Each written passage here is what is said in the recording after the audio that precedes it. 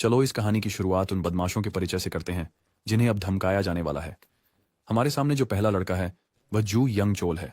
फिर इन गुंडों का नेता है पार्क कांगबुक। ये धृष्ट लोग अपना दिन कमजोर छात्रों को तंग करने, उनसे पैसे वसूलने और इस चक्र को रोज दोहराने में बिताते हैं। उनकी वर्तमान शिकार एक गरीब बच्चा है जिसका नाम डोंगू है, लेकिन यह बदलने वाला है। अफवाहें फैल रही हैं एक नए ट्रांसफर छात्र के बारे में जो स्कूल के हर बदमाश को काबू कर रहा है। हाल ही में उसने कुछ लड़कों को सबक सिखाया जो कैफेटेरिया में खाना चुराने की कोशिश कर रहे थे, और किस्मत से वही नया ट्रांसफर छात्र अभी अभी उस कक्षा में आया जहां ये बदमाश दिन के अपने पहले शिकार की पिटाई कर रहे हैं। उसकी पहचान के लिए उसका नाम डॉयल है और इस समय वह इस स्कूल के तथाकथित बॉस की तलाश में है। वह अपने सामने खड़े गुंडे से पूछता है कि क्या वही बॉस है। इसके बजाय सीधे जवाब देने के यह बदमाश बेवजह अपनी बातें चलाना शुरू कर देता है, और इसके लिए उसे इतनी जोर से थप्पड़ मिलता है कि उसकी खोपड़ी के अंदर दिमाग हिल जाता है और वो जमीन पर गिर जाता है। कक्षा की लड़कियां पूरी तरह से हैरान हैं। इतना साहस, इतनी उपस्थिति वाला यह लड़का वह सिर्फ एक सिग्मा नहीं है, वह अंतिम गीगा चैट के रुख को अवतरित करता है। और यह कहना भी नहीं है कि वह बेहद सुंदर है। जिस गुंडे को अभी अभी बाहर कर दिया गया था उसका दोस्त उछल पड़ता है, स्पष्ट रूप से इस बात से खुश नहीं कि डॉयल बिना किसी हिचकिचाहट के उनके क्षेत्र में अपना दबदबा बना रहे हैं। वह बिना रुके बोलना शुरू कर देता है। डॉयल की हिम्मत पर सवाल उठाता है, पूछता है क्या डॉयल को पता भी है कि वह किससे उलझ रहा है। खैर, डॉयल मानता है कि उसे नहीं पता। आखिरकार वह तो आज ही स्थानांतरित हुआ है। गुंडा समझते हुए कि शब्द पर्याप्त नहीं है, खूंसा मारने की कोशिश करता है, और यही बड़ी गलती होती है। डॉयल हवा में उस बदमाश का गंदा हाथ पकड़ लेता है और उसकी उंगलियों को इतनी जोर से मरोड़ता है कि वह दर्द से चिल्ला उठता है जैसे किसी ने पीछे से उसे मारा हो। उंगलियों को आराम से मरोड़ते हुए डॉयल सवाल दोहराता है, क्या तुम बॉस हो? गुंडा असहनीय दर्द को सहन नहीं कर पाता तेजी से अपने नेता पार्क की ओर इशारा करता है। बेशक कांगवुक इस बात से खुश नहीं है कि उसके खुद के मातहत ने उसे धोखा दे दिया, लेकिन इससे पहले कि वह प्रतिक्रिया दे सके डॉयल एक और थप्पड़ मारता है जिससे गुंडा पूरी तरह से नीचे गिर जाता है। अब रास्ता साफ हो जाने पर डॉयल पार्क कांगवुक के पास जाता है और वही सवाल पूछता है, क्या आप यहाँ के स्कूल बॉस हैं? अचरज की बात नहीं, कांगवुक वही गलती करता है जो उसके चापलूसों ने की थी, बेमतलब अपनी जुबान चलाकर। तो डॉयल उसे एक अच्छा खासा मुक्का सीधे चेहरे पर जड़ देता है जिससे वह पीछे की ओर लड़खड़ा जाता है। संकेत लेने की बजाय ये बदकिस्मत आदमी वापस लड़ने का फैसला करता है और अपनी ओर से एक मुक्का मारता है, और ओह, जिस तरह से डॉयल उस मुक्के को चकमा देता है वह बहुत ही जबरदस्त है। अब डॉयल की बारी है यह दिखाने की कि उसके पास क्या है। उसकी मुक्का पूरी तरह से कांगवुक के चेहरे पर लगता है, दूसरा भी सही जगह पर लगता है, और अंत में वह एक जबरदस्त किक मारता है जो उस बदमाश को खिड़की पर सीधे फेंक देता है, उसके चेहरे को खून से लथपथ कर देता है। देखने वाले छात्र बिल्कुल स्तब्ध रह जाते हैं। कांगवुक को चोटिल और जख्मी छोड़ दिया गया है और उसका अहंकार भी उसके चेहरे जितना ही टूट गया है। काम खत्म होने के बाद डॉयल उसी उग्रता के साथ बाहर निकलता है जैसे वह आया था। डोंगू अब भी मुश्किल से समझ पा रहा है कि अभी क्या हुआ था। वह कांपती सांस लेता है। उसे कभी उम्मीद नहीं थी कि उसे ऐसा कुछ देखने को मिलेगा। इस बीच पीछे की सीट पर बैठी टिकटॉकर लड़की पूरी तरह से मोहित हो गई है। उसके दिमाग में बस यही बात आ रही है कि वह इस लड़के से प्रभावित हो गई है। बाद में डोंगहू डॉयल से मिलता है और कक्षा में जिस तरह से उसने किया था उसी तरह स्कूल के सभी गुंडों को खत्म करने का अनुरोध करता है, लेकिन डॉयल आवश्यक मुआवजे के बिना काम नहीं करेगा। देखो, उसे कोरिया आए हुए ज्यादा समय नहीं हुआ है और वह पूरी तरह कंगाल है। अगर डोंगगू अपनी ताकत का इस्तेमाल करना चाहता है तो डोंगहो तर्क करता है कि यह एक न्याय संगत कारण है कि ताकतवर लोगों को कमजोरों की रक्षा करनी चाहिए। यही तो होना चाहिए। खैर, डॉयल इस बकवास को नहीं मानता और न ही उसके पास इस पर बहस करने का समय है। उसकी मांग सरल है, बिना पैसे कोई काम नहीं। लेकिन डोंगहो मजबूर है और आखिरी बार अनुरोध करने की कोशिश करता है। वह और उसके दोस्त दुख भरी जिंदगी जी रहे हैं। एक भी दिन ऐसा नहीं जाता जब उन्हें पीटा न जाता हो। सबसे बुरी बात यह है कि अगर वे किसी शिक्षक से शिकायत करते हैं तो उन्हें और अधिक परेशान किया जाता है। डोंगू के लिए हर दिन अंधेरे में भटकने जैसा महसूस होता है जिसमें कोई रोशनी या आशा नहीं होती। लेकिन यह तब तक था जब तक कल डोयल को उन बदमाशों को ऐसे हटाते देखना जैसे वे कुछ भी नहीं थे। वर्षों में पहली बार आशा की किरण थी, इसलिए वह उससे बेतहाशा विनती करता है। लेकिन डोयल टस से मस नहीं होता।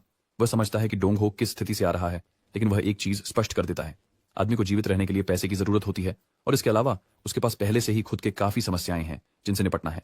डोयल को पैसे के बारे में बात करते सुनकर डोंगहो को वे सभी गुंडे याद आ जाते हैं जो उसे केवल उससे पैसा निकालने के लिए पीटते थे।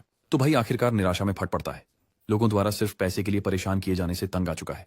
लगता है जैसे डोयल के पास अपने हालात समझाने के अलावा कोई विकल्प नहीं है। देखो, डोयल के पिता दुनिया के शीर्ष किलर संगठन के प्रमुख हैं जिसे ब्लैकहेड के नाम से जाना जाता है, और डोयल का जन्म और पालन पोषण वहीं हुआ था। लेकिन कुछ समय पहले उसके माता पिता का तलाक हो गया क्योंकि उसका पिता एक बदमाश था जो स्त्री द्वेष की राह पर चल पड़ा और हमेशा उसकी मां को रुलाता रहता। इसलिए कोई और विकल्प न होते हुए वह और उसका छोटा भाई अपनी मां के साथ अपने पिता की अनुमति के बिना कोरिया चले गए। इससे निश्चित रूप से उनके पिता नाराज हो गए, जिन्होंने बदला लेने के लिए उनके नाम से जुड़े सभी खातों को ब्लॉक कर दिया, जिससे उनके पास कोई पैसा नहीं बचा। जबकि डॉयल ने कोरिया की सबसे ऊंची इमारत में रहने की योजना बनाई थी, वह सब बेकार हो गया क्योंकि उसके पास पैसे नहीं थे। ये कहते हुए वह आगे बढ़ता है क्योंकि आज उसका इंटरव्यू बर्गर किंग में है और वह इस अवसर को खोना नहीं चाहता।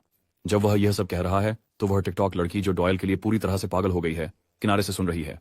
डोंगहू इस बीच निश्चित नहीं है कि उसे इस सब बकवास पर विश्वास करना चाहिए या नहीं, लेकिन दूसरी ओर यह आदमी वैसे भी बेतुके मजाक करने वाला नहीं लगता।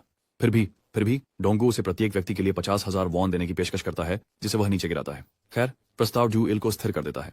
डोंगू को यकीन नहीं होता कि उसने बहुत कम पेशकश की है और सोचता है कि क्या उसे थोड़ा अधिक देना चाहिए था, लेकिन उम्मीद के विपरीत डुएल बिना किसी हिचकिचाहट के काम स्वीकार कर लेता है। इस बीच टिकटॉक वाली महिला अभी भी प्रशंसक की तरह डॉयल को देख रही है।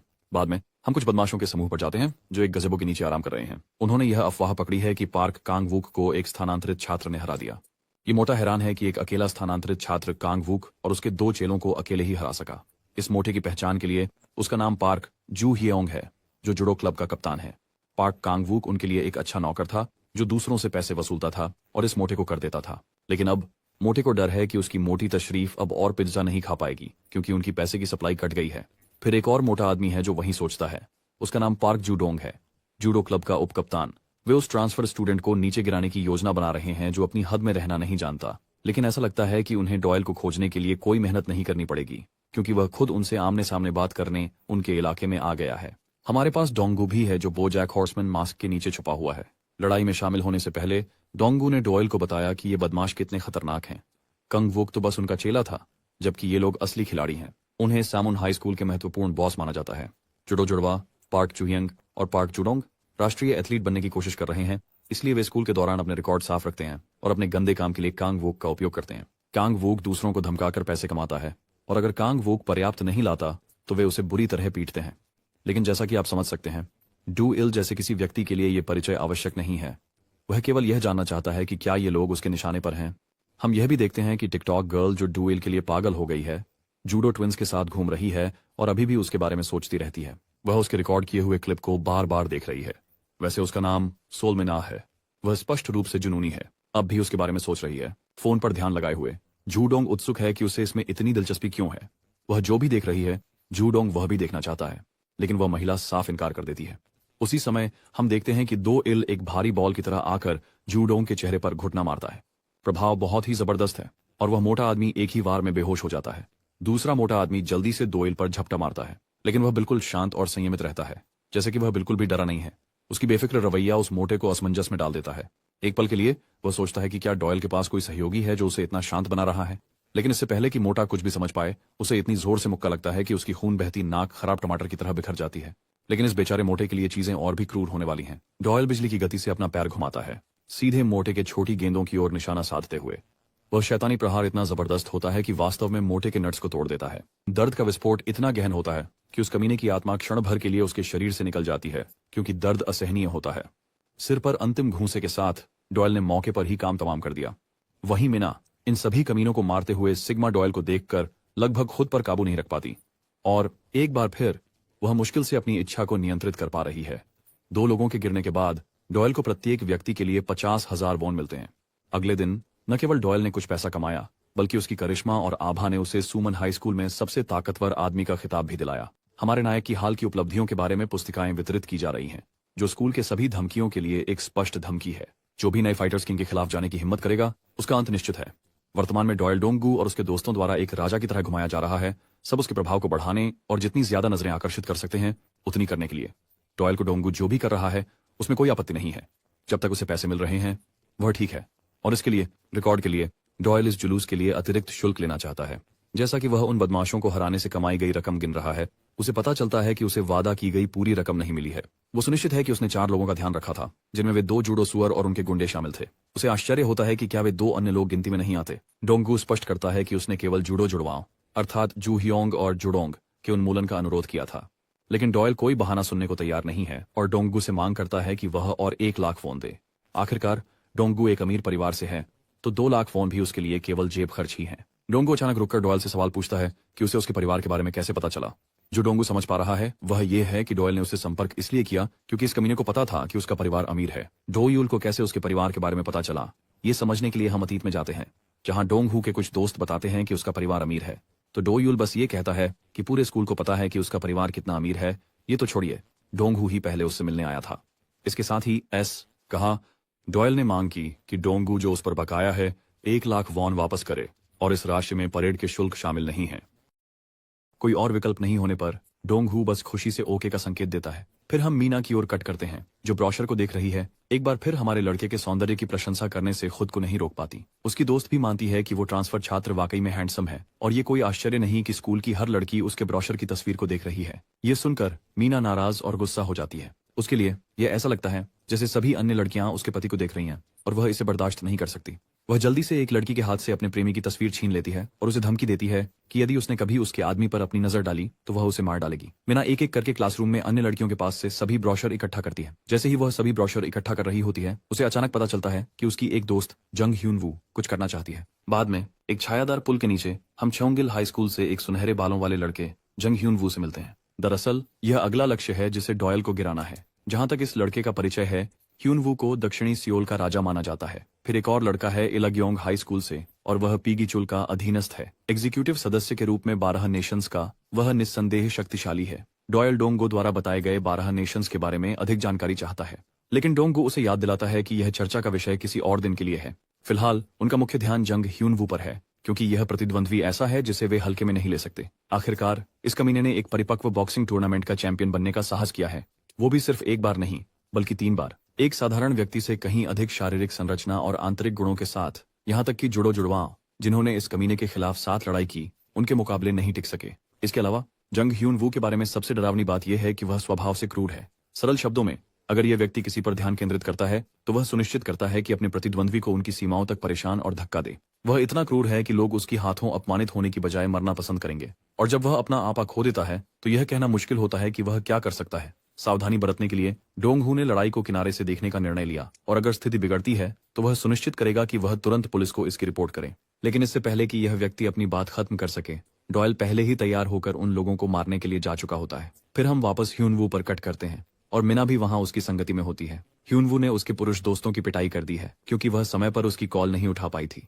लेकिन मीना को इन लड़कों की कोई परवाह नहीं है और वह उन्हें अपने दोस्त मानने से इनकार कर देती है। बेचारे लड़के जिन्होंने उसकी वजह से जबरदस्त पिटाई खाई, बस उसके बारे में बड़बड़ा सकते हैं। अब उस मुख्य कारण पर वापस आते हैं जिसके लिए उसे यहाँ बुलाया गया था। ह्यून वू चाहता है कि वह उसके साथ डेट पर जाए। वह यहाँ तक वादा करता है कि जब वे साथ होंगे तो उसे जीवन का सबसे अच्छा समय देगा, लेकिन ऐसा लगता है कि उसकी डेटिंग योजनाएं रोकनी पड़ेंगी, क्योंकि एक कांच की बोतल उसकी ओर सीधी आ रही है, जो डॉयल की मेहरबानी से आ रही है। ह्यून वू बस झुक जाता है और खुद को बचा लेता है, जबकि डॉयल निराशा से आह भरता है। चूंकि वह निशाने पर नहीं लगा, अब उसे इस कमीने से लड़ना पड़ेगा, जो कि बहुत थकाऊ है। मीना फिर से डॉयल को देखकर शर्माने लगती है, जबकि ह्यून वू बिल्कुल गुस्से में है और जानना चाहता है कि ये कमीना आखिर है कौन।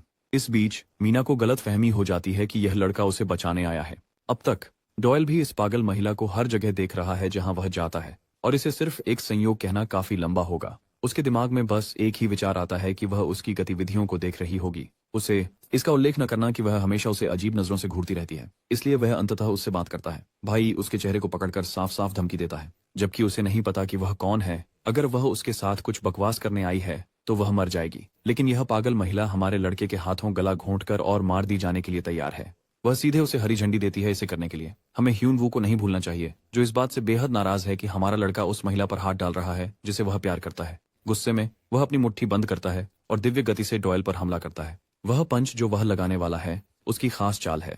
उसकी गति इतनी तेज है कि दूर से देख रहे डोंगू का दिमाग खराब हो रहा है, लेकिन ह्यून वू की गति को थूक से जल्दी रोक दिया जाता है। किसी ने उस पर थूका है, जबकि वह अपने चेहरे को उस गंदे तरल से बचाने में कामयाब होता है। वह इतना भाग्यशाली नहीं है जब डॉयल अपना पैर घुमाता है और एक सटीक निशाना लगाकर उसकी पेट में जोरदार किक मारता है। प्रभाव इतना भयंकर होता है कि ह्यून वू की सांसें रुक जाती हैं। जैसे ही वह किक से चकरा और भ्रमित होता है, डॉयल दूसरा वार करने का फैसला करता है। इस बार वह उसके सिर पर हाथ में पकड़ी स्टूल से वार करने का इरादा रखता है।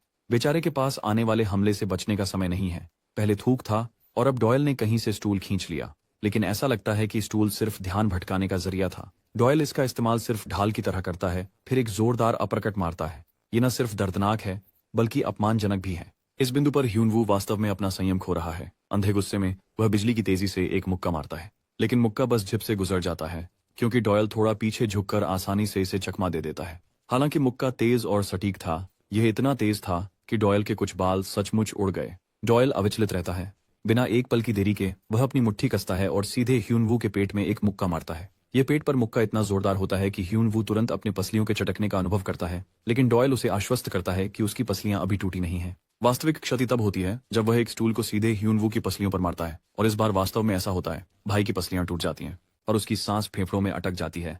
कभी इस जगह का राजा माने जाने वाला ताकतवर लड़ाका अब एक टूटे हुए पिनाटा से अधिक कुछ नहीं है। उसके गुंडे बस वहीं जमे खड़े हैं। समझ नहीं आ रहा कि ये क्या हुआ। जो आदमी तंग किया जा रहा था वह भी आश्चर्य में है। दूसरी ओर ह्यूनवू सांस लेने के लिए संघर्ष कर रहा है। अब जब डॉयल इस कमीने को मुक्कों से सबक सिखा चुका है तो कहने के लिए केवल एक बात बची है, लेकिन वह भूल जाता है कि उसे क्या कहना था। डोंगू ने उसे धमकी देने के लिए कहा था कि मासूम लोगों से छेड़छाड़ न करें, नहीं तो गंभीर परिणाम भुगतने पड़ेंगे। क्योंकि डॉयल को सटीक लाइन याद नहीं है, वह इसके बजाय कुछ और रंगीन कहने का फैसला करता है, कुछ और भी ज्यादा धमकी भरा और डरावना। डॉयल अपनी धमकी को स्पष्ट कर देता है। अगर यह कमीना कभी भी शांति से जीने के बजाय गड़बड़ करने की हिम्मत करता है, या अगर वह दोबारा उसके सामने आकर खड़ा होता है, तो डॉयल कसम खाता है कि वह इस कमीने की हर चीज को उधेड़ देगा और उन्हें टुकड़े टुकड़े करके वह सुनिश्चित करेगा कि वह उनमें से हर एक को मार दे। जबकि डोंगू इस जानलेवा धमकी पर पागल हो रहा है जो डोयल ने अभी दी है। दूसरी ओर मिन्हा प्यार के हार्मोन के कारण पूरी तरह दीवानी हो रही है। वह खो रही है। उसके जीवन में बस यही चाहत है कि वह उस पर सवारी करे। अगले दिन आता है और एक निजी जिम में बदमाशों का एक और समूह कसरत कर रहा है और अपने शिकार को बेरहमी से पीट रहा है।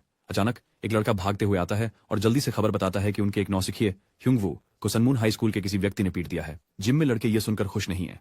आखिरकार सुमन हाई स्कूल पदक्रम में सबसे नीचे है। ये विश्वास करना मुश्किल है कि वह निचले स्तर वाले अपने सीनियर्स के खिलाफ विद्रोह करने की कोशिश कर रहे हैं। उनमें इम जोंग बेओम है जो इलग्यंग हाई स्कूल से है, जो चौथे स्थान पर है। अगले दिन जोंग बेओम सुमन हाई के अपने अनुयायियों को इकट्ठा करता है जो उस गिरोह को सबक सिखाने के लिए तैयार हैं जिसने ह्यूंगवू को अस्पताल में भर्ती कराया था। हालांकि वह देखता है कि उनकी संख्या असामान्य रूप से कम है और स्पष्टीकरण की मांग करता है। कांगवुक बताता है कि उनके कुछ लोग कैफेटेरिया में खाना चुराने की कोशिश में अस्पताल में भर्ती हो गए, लेकिन जंग बेम को छोटी मोटी बातें नहीं सुननी है। वह जुड़ो स्वरों के बारे में जानना चाहता है। एक बार फिर कांगवुक बुरी खबर देता है। उनके बॉल्स फट गए हैं और वे भी अस्पताल में हैं। जंग बेम बेहद गुस्से में है और कांगवुक के पेट पर जोरदार घूंसा मारता है। जंग बेम के लिए जो ये आदमी रिपोर्ट कर रहा है वो बकवास के सिवा कुछ नहीं है और वह बेवकूफी भरे चुटकुलों के मूड में नहीं है, लेकिन बेहतरीन आदमी जोर देता है कि यह सच है। ये कोई हैरानी नहीं है कि जंग बेम को पूरी कहानी नहीं पता है, क्योंकि कुछ समय से उसने यह जानकारी नहीं ली है। हालांकि उसके नौकर की जिद उसे और भी ज्यादा गुस्सा दिलाती है और वह फिर से उस बेचारे लड़के को थप्पड़ मारने की तैयारी करता है। तभी कांगवुक आखिरकार कह देता है कि यह सब स्थानांतरित छात्र ने किया था।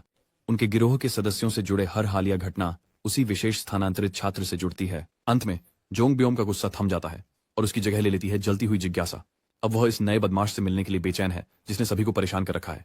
इस बीच मिन आह हमेशा की तरह चोरी छिपे रिकॉर्ड किया हुआ वीडियो देख रही है जिसमें दो योल कैफेटेरिया में खाना खा रहे हैं। वीडियो में वह उसे रिकॉर्डिंग करते हुए देखता है और जबरदस्ती कैमरा बंद कर देता है। फिर हम कक्षा की ओर ध्यान केंद्रित करते हैं जहां वह बैठी है। शिक्षक फिल्म क्लब के लिए संभावित उम्मीदवारों की तलाश कर रहे हैं। जैसे ही घोषणा होती है छात्र उत्सुकता से शामिल होने के लिए हाथ उठाते हैं। शिक्षक उनकी उत्सुकता से प्रसन्न है, मानते हुए कि फिल्म क्लब लोकप्रिय होगा। हालांकि मीना की प्रतिक्रिया बिल्कुल विपरीत है। वह तो कल्पना भी नहीं कर सकती कि वे किताबी कीड़े जो आमतौर पर अपनी किताबों में ही डूबे रहते हैं या अचानक रुचि दिखाने। वो पहले से ही खुद को अपने जीवन के प्यार के साथ चलते हुए देखती है। फिल्म क्लब सभी गतिविधि क्लबों में उच्च सम्मान में रखा जाता है और वह किसी दूसरी लड़की को अपनी जगह नहीं लेने देना चाहती। उधर स्कूल में कहीं डॉयल भी मिन आह के बारे में सोच रहा है। वह जानना चाहता है कि वह हमेशा उसका पीछा क्यों कर रही है और उसके इरादे क्या हैं। डोंगू को केवल यह जानकारी है कि उसका जन्म शिनलिम डोंग में हुआ था। चूंकि डॉयल ने उसे अपने अतीत में कभी नहीं देखा है, वह शक करने लगता है कि शायद उसे उसके पिता ने जासूस के रूप में भेजा हो। डोंगू विषय बदलता है और पूछता है कि डॉयल कौन से क्लब में शामिल होने की योजना बना रहा है। इसके जवाब में डोयुल ने एनीमे क्लब में रुचि दिखाई। यह बात डोंगू को बिल्कुल समझ में नहीं आई। एनीमे क्लब ओटाकूस के लिए एक पवित्र स्थान है, जबकि डोयुल एक सामान्य ओटाकू से बिल्कुल विपरीत है। तभी जोंग बॉम अपने अनुचरों के साथ वहां आता है। दूर से हमारे लड़के को देखते हुए कांगवुक डोयल की पहचान उस ट्रांसफर छात्र के रूप में करता है जिसने जुडो ट्विंस की गेंदों का भंडाफोड़ किया था। जांग नियम अपने बेवकूफ अनुचर के बार बार गेंदों का जिक्र करने से और अधिक चिढ़ने लगता है। ये डरावना लगता है। फिर भी जोंगबियम दोयंग पर ध्यान केंद्रित करता है। वह आगे बढ़ता है, उसका समूह उसके पीछे पीछे चलता है, जबकि डोंगहुन अभी भी एनीमे क्लब की गतिविधियों के बारे में बोल रहा है। डोयल अचानक गुंडों को देखता है और एक पल की भी देरी किए बिना चीते की फुर्ती के साथ उनकी ओर दौड़ पड़ता है। कांगवुक डोयल को सीधे उनकी ओर दौड़ते देखकर डरने लगता है, जबकि कांगवुक जानता था कि यह बदमाश पागल है। उसे नहीं पता था कि वह इतना पागल है। भेड़ के बच्चे को अपनी ओर दौड़ते देख जोंग बेओम तुरंत अपनी स्थिति ले लेता है, लड़ाई के लिए तैयार। वह फैल करता है और पहले घूंसा मारता है, लेकिन उसका पंच निशाने से चूक जाता है। वह फिर से प्रयास करता है, फिर भी डोयल निंजा की तरह फुर्ती से बच जाता है, पूरी तरह से जांग बेम के पास से निकल जाता है। जांग बेम पूरी तरह से हक्का बक्का रह जाता है। इस आदमी ने उन्हें नजरअंदाज क्यों किया और दौड़कर बाहर चला गया। जवाब स्पष्ट हो जाता है जब हम मिना को दूर में देखते हैं। डोयल अपनी अचानक उपस्थिति से उसे चौंका देता है, जिससे वह घबरा जाती है। उसके हाथ में पकड़ी सभी पुस्तिकाएं उड़ जाती हैं उसे घबराहट होने लगी।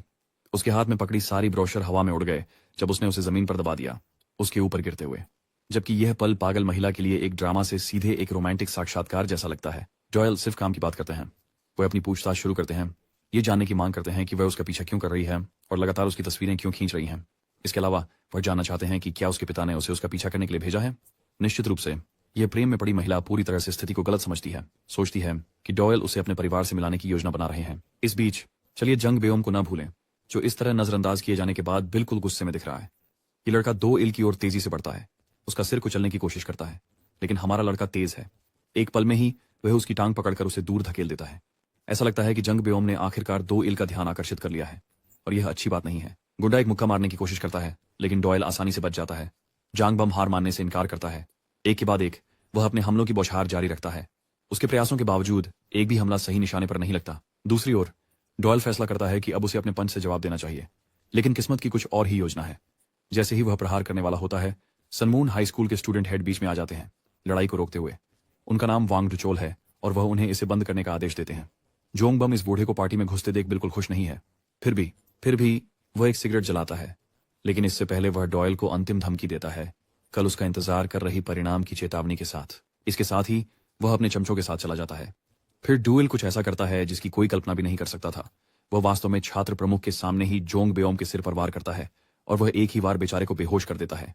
किनारे पर कांगवू बहुत घबरा जाता है, यह सोचकर कि डुएल ने जोंग बेओम पर हमला करके अपने लिए मुसीबत खड़ी कर ली है। यहां तक कि डुएल डोंगू, जो वास्तव में डॉयल को यह काम करने के लिए भुगतान कर रहा था, पूरी तरह से हैरान रह जाता है। जहां तक उसका सवाल है, डॉयल अभी तक एक मध्यम स्तर के बॉस का भी सामना नहीं कर पाया है और अब उसने असली बॉस का ध्यान अपनी ओर खींच लिया है। फिर हम एक संदिग्ध अपार्टमेंट में कट करते हैं, जहां एक टैटू वाला आदमी अपने शिकारों को बुरी तरह से प्रताड़ित कर रहा है। उसकी यातना का सत्र अचानक बाधित हो जाता है जब उसे फोन पर जांग बेओम की पिटाई की खबर मिलती है। ये लड़का इलग्यूनग हाई स्कूल से है और उसका नाम इम जोंग चान है। अंत में हम कुख्यात समूह 12 नेशंस के बारे में जानते हैं। वे देश के सबसे खतरनाक 11 में से 12 हैं, अपनी क्रूरता के लिए कुख्यात। लेकिन आज योएल के लिए ये 12 राष्ट्र बस गुंडों का समूह है। वह समझ नहीं पा रहा है कि लोग उनके बारे में इतना बड़ा हंगामा क्यों करते हैं। अभी उन 12 गुंडों से भी बुरा कुछ है, वह सजा जो वह वर्तमान में झेल रहा है। वांग डुचोल की वजह से वह पूरे हफ्ते बाथरूम साफ कर रहा है। उसकी सजा की निगरानी कर रहे शिक्षक अंदर ही अंदर इस स्थिति से खुश हैं। वह खुश हैं कि यह गर्वीला ट्रांसफर छात्र अनुशासन का स्वाद चख रहा है। इस बीच डोंगू अपनी पूरी कोशिश कर रहा है डुएल को यह समझाने की कि 12 राष्ट्रों को हल्के में नहीं लिया जाना चाहिए। योंगबेओम पर हाथ डालकर डुएल ने उन्हें उकसाया है और अब इलग्यूंग हाई स्कूल उसे ढूंढने आ रहा है। इलग्यूंग बेरहम है। वे तब तक चुप नहीं बैठते जब तक उनके किसी सदस्य का खून नहीं बहता, लेकिन डुएल प्रभावित नहीं है। उसके हिसाब से कोई वास्तव में बेरहम नहीं है जब तक उसने किसी का हाथ या पैर नहीं काटा हो। इसके अलावा वही लोग थे जो उसके पास आए और लड़ाई शुरू की। फिर भी वह आंशिक रूप से डोंगहू को इस मुसीबत में डालने के लिए दोषी मानता है। आखिरकार डोंगहू ही था जो चाहता था कि इन बदमाशों को नीचे गिराया जाए। अब यह पूरी स्थिति डोयल को सचमुच परेशान कर रही है। वह इस सारी बेहूदगी से तंग आ चुका है, इतना तंग कि उसने पूरी तरह से छोड़ने का फैसला कर लिया है। वह इस अंतहीन लड़ाई के चक्र को झेलने के बजाय अंशकालिक नौकरी करके कुछ असली पैसा कमाना पसंद करेगा। डोंगू इस फैसले से खुश नहीं है। वह डॉयल को याद दिलाता है कि उसे किसी भी पार्ट टाइम नौकरी से ज्यादा पैसे मिल रहे हैं और साथ ही सेवरेंस पे भी है, जो कि बोनस है। लेकिन डॉयल प्रभावित नहीं होता। वह डोंगू से कहता है कि कहीं और जाए। कोई और विकल्प न होते हुए डोंगू अंततः चला जाता है। जैसे ही वह सड़क पर चलता है, उसे याद आता है कि कैसे बदमाशों में से एक ने उसे थप्पड़ मारा था। उस समय डोंगू ने बस उस हरामी की तरफ घूर कर देखा था, और जब उस बदमाश को एहसास हुआ कि अब डोंगू डॉयल के साथ जुड़ा हुआ है, तो वह जल्दी से पसीना बहाने लगा और समझौता करने की कोशिश की। अब डोंगू को लगता है कि उसकी खुशी के छोटे दिनों का अंत हो गया है। उसे उन सालों से झात नरक जैसे जीवन में लौटना होगा। वह खुशी के क्षणों को याद करता है, जहां वह अपने दोस्तों के साथ समय बिता सकता था, जो चाहे वह कर सकता था। कोई भी उसे आदेश नहीं देता था, उसे पैसे नहीं लेता था या उसे बेवजह पीटता नहीं था। लेकिन अब ऐसा लगता है कि उसके पास फिर से उस नर्क को अपनाने के अलावा कोई विकल्प नहीं है। जैसे ही चलते समय एक रहस्यमयी आदमी अचानक प्रकट होता है, उसके कंधे पर हाथ डालते हुए जैसे वे गहरे दोस्त हों। डोंगहू को नहीं पता कि यह आदमी कौन है, लेकिन वह अजनबी जाहिर तौर पर उसे जानता है। वह डोंगहू को डोएल के चर्चित दोस्त के रूप में पहचानता है। अब तक डोंगहू को पता है कि उसके लिए चीजें बहुत बुरी तरह से मोड़ लेने वाली हैं। बाद में वही आदमी डोंगहू को जोंग बेओम के पास घसीट कर ले जाता है, जो तुरंत ही उससे 2 एल की मौजूदगी के बारे में पूछताछ करने लगता है। बेशक डोंगहू जोर देता है कि उसे कुछ नहीं पता। उसका जवाब जोंग बेओम को नाराज कर देता है, इसलिए बिना किसी विचार के वह डोंगहू के चेहरे पर एक जोरदार किक मारता है, जिससे उसकी नाक से खून बहने लगता है और उसकी चश्मा उड़ जाता है। जोंग बेओम केवल यह मांग करता है कि वह एक साधारण फोन कॉल करे और उस कमीने को यहां बुलाए। कांपते हुए डोंगहू जल्दी से एक नंबर डायल करता है, लेकिन डॉयल के बजाय वह हेल्पलाइन नंबर डायल कर देता है।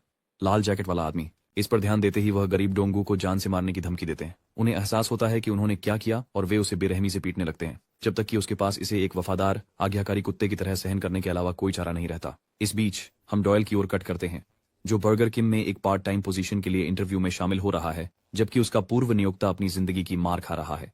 इंटरव्यू लेने वाला डॉयल से उसके शौक या किसी विशेष कौशल के बारे में पूछता है, जबकि डॉयल के पास पार्ट टाइम नौकरियों का कोई अनुभव नहीं है। वह कहता है कि वह करीबी मुकाबला और चाकू फेंकना जानता है। हालांकि इंटरव्यू लेने वाला गलत सुनता है और पूछता है कि वह स्वैगर क्यों फेंकेगा। डॉयल सीधे अंदाज में स्पष्ट करता है कि उसका मतलब था छुरे फेंकना। यह सुनकर इंटरव्यू लेने वाला अब यह मान लेता है कि डॉयल एक सनकी है, भले ही वह पहली नजर में बिल्कुल सामान्य दिखाई दिया। फिर भी इंटरव्यू लेने वाला यह स्वीकार करता है कि डॉयल की कला सचमुच दिलचस्प है, लेकिन दुर्भाग्यवश उनके पास किसी ऐसे व्यक्ति के लिए कोई काम नहीं है जो कि छुरी फेंक सकता है।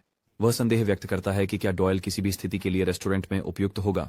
तभी फिर दो ताकतवर लोग रेस्तरां में प्रवेश करते हैं। उनमें से एक पेट में दर्द के कारण अपना पेट पकड़े हुए है। वह उदास है कि इस जगह से खाया गया बर्गर उसके पेट को खराब कर गया। वह यहाँ तक कि एक बर्गर की फोटो दिखाता है, ऐसा दावा करते हुए कि यह इस रेस्तरां का है। तस्वीर स्पष्ट रूप से बर्गर के अंदर एक तिलछट्टा दिखाती है, जो यह साबित करता है कि खाना जहरीला है। यह सुनकर दूसरे ग्राहक जो शांति से अपना खाना खा रहे थे, अपने खाने की जांच करने लगते हैं कि क्या यह दावा सही है, पर यह केवल एक हानिरहित जैतून साबित होता है। दुकान का मालिक गुस्से में भरे व्यक्ति को शांत करने की कोशिश करता है, अनावश्यक परेशानी से बचने के लिए अपनी शिष्टता बनाए रखते हुए। हालांकि वह व्यक्ति सुनने से इनकार करता है और इस बारे में भड़कता रहता है कि कैसे कचरा बर्गर ने उसका पेट खराब कर दिया। इसी बीच उसी क्षण डॉयल आदमी के पास से बेफिक्र होकर गुजरता है, चुपके से उसका कंधा छूते हुए। गुस्से में आदमी उसे घूरता है, लेकिन डॉयल पर इसका कोई असर नहीं होता। इस बीच हम डोंगू से पूछताछ कर रहे समूह की ओर लौटते हैं। वे उसका फोन चेक करते हैं और जल्दी समझ जाते हैं कि डोंगू के पास डू एल का नंबर तक नहीं है। यह साफ साबित करता है कि वे दोस्त नहीं हैं। जोंग ब्योम डू एल को ट्रैक करने में प्रगति की कमी से निराश होकर परेशान महसूस करता है।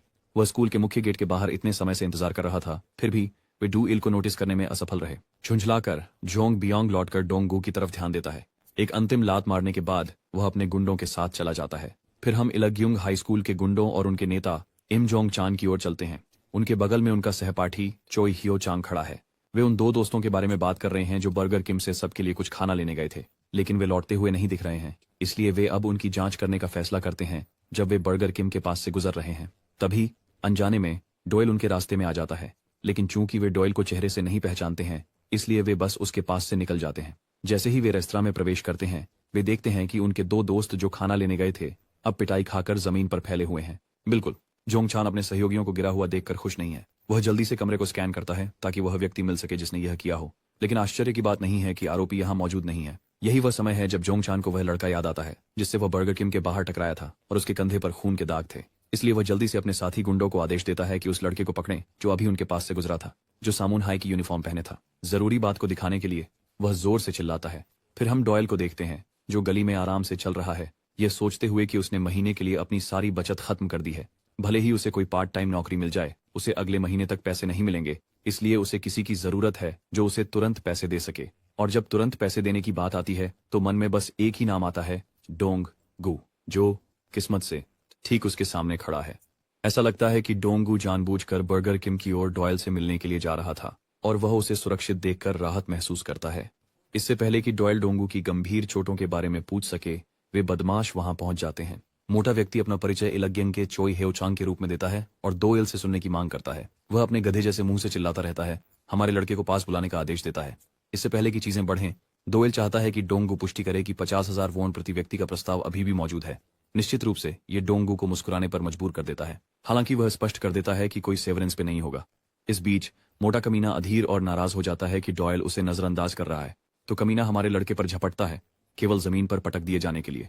प्रभाव भयंकर है और यह तब और भी बुरा हो जाता है जब डॉयल बेरहमी से एक के बाद एक मुक्का सीधे कमीने के चेहरे पर मारता है। जो कमीने उस मोटे के साथ आए थे, उन्होंने अपने जीवन की ठंडक महसूस की, जबकि मेरा लड़का फ्रिज में खीरे की तरह ठंडा रहा। और इस प्रदर्शन के लिए वह डोंगू से प्रदर्शन बोनस भी चाहता है। बाद में उन बेवकूफों से निपटने के बाद दोनों एक साथ नूडल्स खाते हैं, जहां डॉयल एक बार फिर डोंगू को प्रदर्शन बोनस की याद दिलाता है। वह फिर साहसपूर्वक 5 मिलियन वॉन की मांग करता है, यह वादा करते हुए कि बदले में वह 1 सप्ताह के भीतर इलक्योंग हे को नष्ट कर देगा। यह सुनकर डोंगहो हंस पड़ता है, जैसे डोयल ने उसे अब तक का सबसे मजेदार मॉम जॉक सुनाया हो। सबसे पहले डोंगहो यह जानना चाहता है कि आखिर वह इतना पैसा क्यों चाहता है। डोयल फिर से वही कहानी दोहराता है कि उसके पिता ने उनकी सारी बैंक अकाउंट फ्रीज कर दी हैं, और पहले की तरह डोंगहो को अभी भी विश्वास करना मुश्किल लगता है। बहरहाल डोयल भी पूछना चाहता है वापसी में एक सवाल। वह जानना चाहता है कि डोंग हो इतनी दुखदाई जिंदगी क्यों जीता है। आखिरकार वह एक अमीर परिवार से है और उसके पास सब कुछ है, तो वह हमेशा क्यों पिटता रहता है। डॉयल ने पहले ही डोंग हो के परिवार के बारे में जानकारी ले ली है और वे सचमुच कोई मजाक नहीं है। डोंग हो को बस किसी ऐसे निजी स्कूल में स्थानांतरण करना है जहां दबंग न हो। इसके अलावा जब डोंग हो के माता पिता अपने बेटे को अस्त व्यस्त देखते हैं तो वे चिंतित क्यों महसूस करते हैं। खैर, डोंग हो बताते हैं कि वे दोनों अभी विदेश में हैं। अंततः दोयल कुछ टेकआउट खाना पैक करने के बाद निकलते हैं। विदाई के बाद दोयल अपने रास्ते पर हैं। इसी समय वह फिर से उसी पागल मिनाई से मिलता है। फिर हम वापस जोंगचान पर कट करते हैं, जो अपने गुर्गों को चोटिल हालत में देखकर घूर रहा है। भाई पूरी तरह से गुस्से में है और वह तुरंत कांगवुक का नंबर डायल करता है। कांगवुक टॉयलेट सीट पर बैठा होता है जब उसे फोन आता है, जो उसे बुरी तरह चौंका देता है। फिर हमें सियोल के 3 सबसे बदतर बदमाश स्कूलों में से एक की झलक मिलती है। वे सियोल के दक्षिण पश्चिम क्षेत्र को नियंत्रित करते हैं और स्कूल का नाम इलग्यंग हाई है। कुछ छात्र आर्थिक समस्याओं के कारण दाखिला लेते हैं, लेकिन उनमें से अधिकांश के पास किशोर अपराध के रिकॉर्ड हैं या वे साधारण स्कूलों में दाखिला नहीं ले सकते क्योंकि वे बिल्कुल सनकी हैं। इसीलिए इसे अब तक का सबसे खराब स्कूल कहा जाता है। ये इतना बुरा है कि छात्रों को स्कूल के अंदर धूम्रपान करते हुए देखा जा सकता है। वास्तव में स्कूल में धूम्रपान के लिए एक निर्धारित क्षेत्र भी है जहां सभी छात्र जमा होते हैं ताकि थोड़ी राहत पा सकें। और जहां तक शिक्षकों की बात है, वे पूरी तरह से छात्रों के नियंत्रण में होते हैं। वे रिश्वत स्वीकार करते हैं और स्कूल में हो रही अवैध गतिविधियों पर आंखें मूंद लेते हैं। यहाँ तक की चर्चाएं हैं कि प्रिंसिपल खुद एक पूर्व गैंगस्टर है। हालांकि इलग्यंग हाई में सबसे बड़ी समस्या एक लड़का है जिसका नाम पीजी चोल है, जो 12 नेशंस के सदस्यों में से एक है। लंबे समय से इलग्यंग हाई कई गुटों में बंटी हुई थी, लेकिन जी चोल ने मात्र अपनी ताकत से उन्हें एकजुट किया। आजकल वह बाइक चोरी, बीमा धोखाधड़ी, उगाही, रेस्तरां के खिलाफ धमकी और यहाँ तक कि हत्या जैसी और भी भयानक अपराधों का संचालन करता है। हमने ये सब तब सीखा जब हम इलग्यंग हाई के बाहर खड़े थे, क्योंकि दोयल उस जगह पर छापा मारने वाला है, जबकि वह सचमुच एक राइफल से लैस है। हमेशा की तरह मजाकिया डोंगू फिर से अपनी एलजीटीबी गधे की मास्क पहने हुए हैं। चमकीले मास्क से ज्यादा डोंगू डॉयल के हाथ में पकड़ने वाली भारी बंदूक को लेकर चिंतित है। डॉयल उसे आश्वस्त करता है कि यह केवल रबर की गोलियों से भरी है। आखिरकार मानव शरीर एक परिवर्तनीय संसाधन है। जितना अधिक आप उन्हें सुरक्षित रखते हैं उतना ही बेहतर है। जैसे ही वे आगे बढ़ते हैं, डोंगू एक बार फिर से डुएल को फिर से सोचने के लिए मनाने की कोशिश करता है, इससे पहले कि बहुत देर हो जाए। इलग्यंग हाई में हिंसा की रिपोर्ट इतनी बार होती है कि अगर कोई पुलिस को बुलाए तो वे सिर्फ हंस देंगे, लेकिन डुएल को रोकने के बजाय यह तथ्य वाकई उसे राहत देता है। ये उसके पक्ष में काम करता है, लेकिन डुएल की विचलित करने वाली राहत डोंगू को और भी चिंतित कर देती है। जल्द ही वे 2 छात्रों से टकराते हैं। डॉयल तुरंत पूछता है कि क्या उनमें से कोई गिचोल है, लेकिन साधारण उत्तर देने के बजाय वे बदतमीजी से पेश आने लगते हैं। और जैसा कि उम्मीद की जा सकती है, डॉयल के पास गैर जरूरी बकबक के लिए धैर्य नहीं है। बिना झिझक के वह उनमें से एक के चेहरे पर रबर बुलेट से गोली मार देता है। दूसरा छात्र अपने घायल मित्र के पास खड़ा मुक्का मारने के लिए दौड़ता है, लेकिन डॉयल आसानी से उसे एक सटीक किक के साथ संभाल लेता है।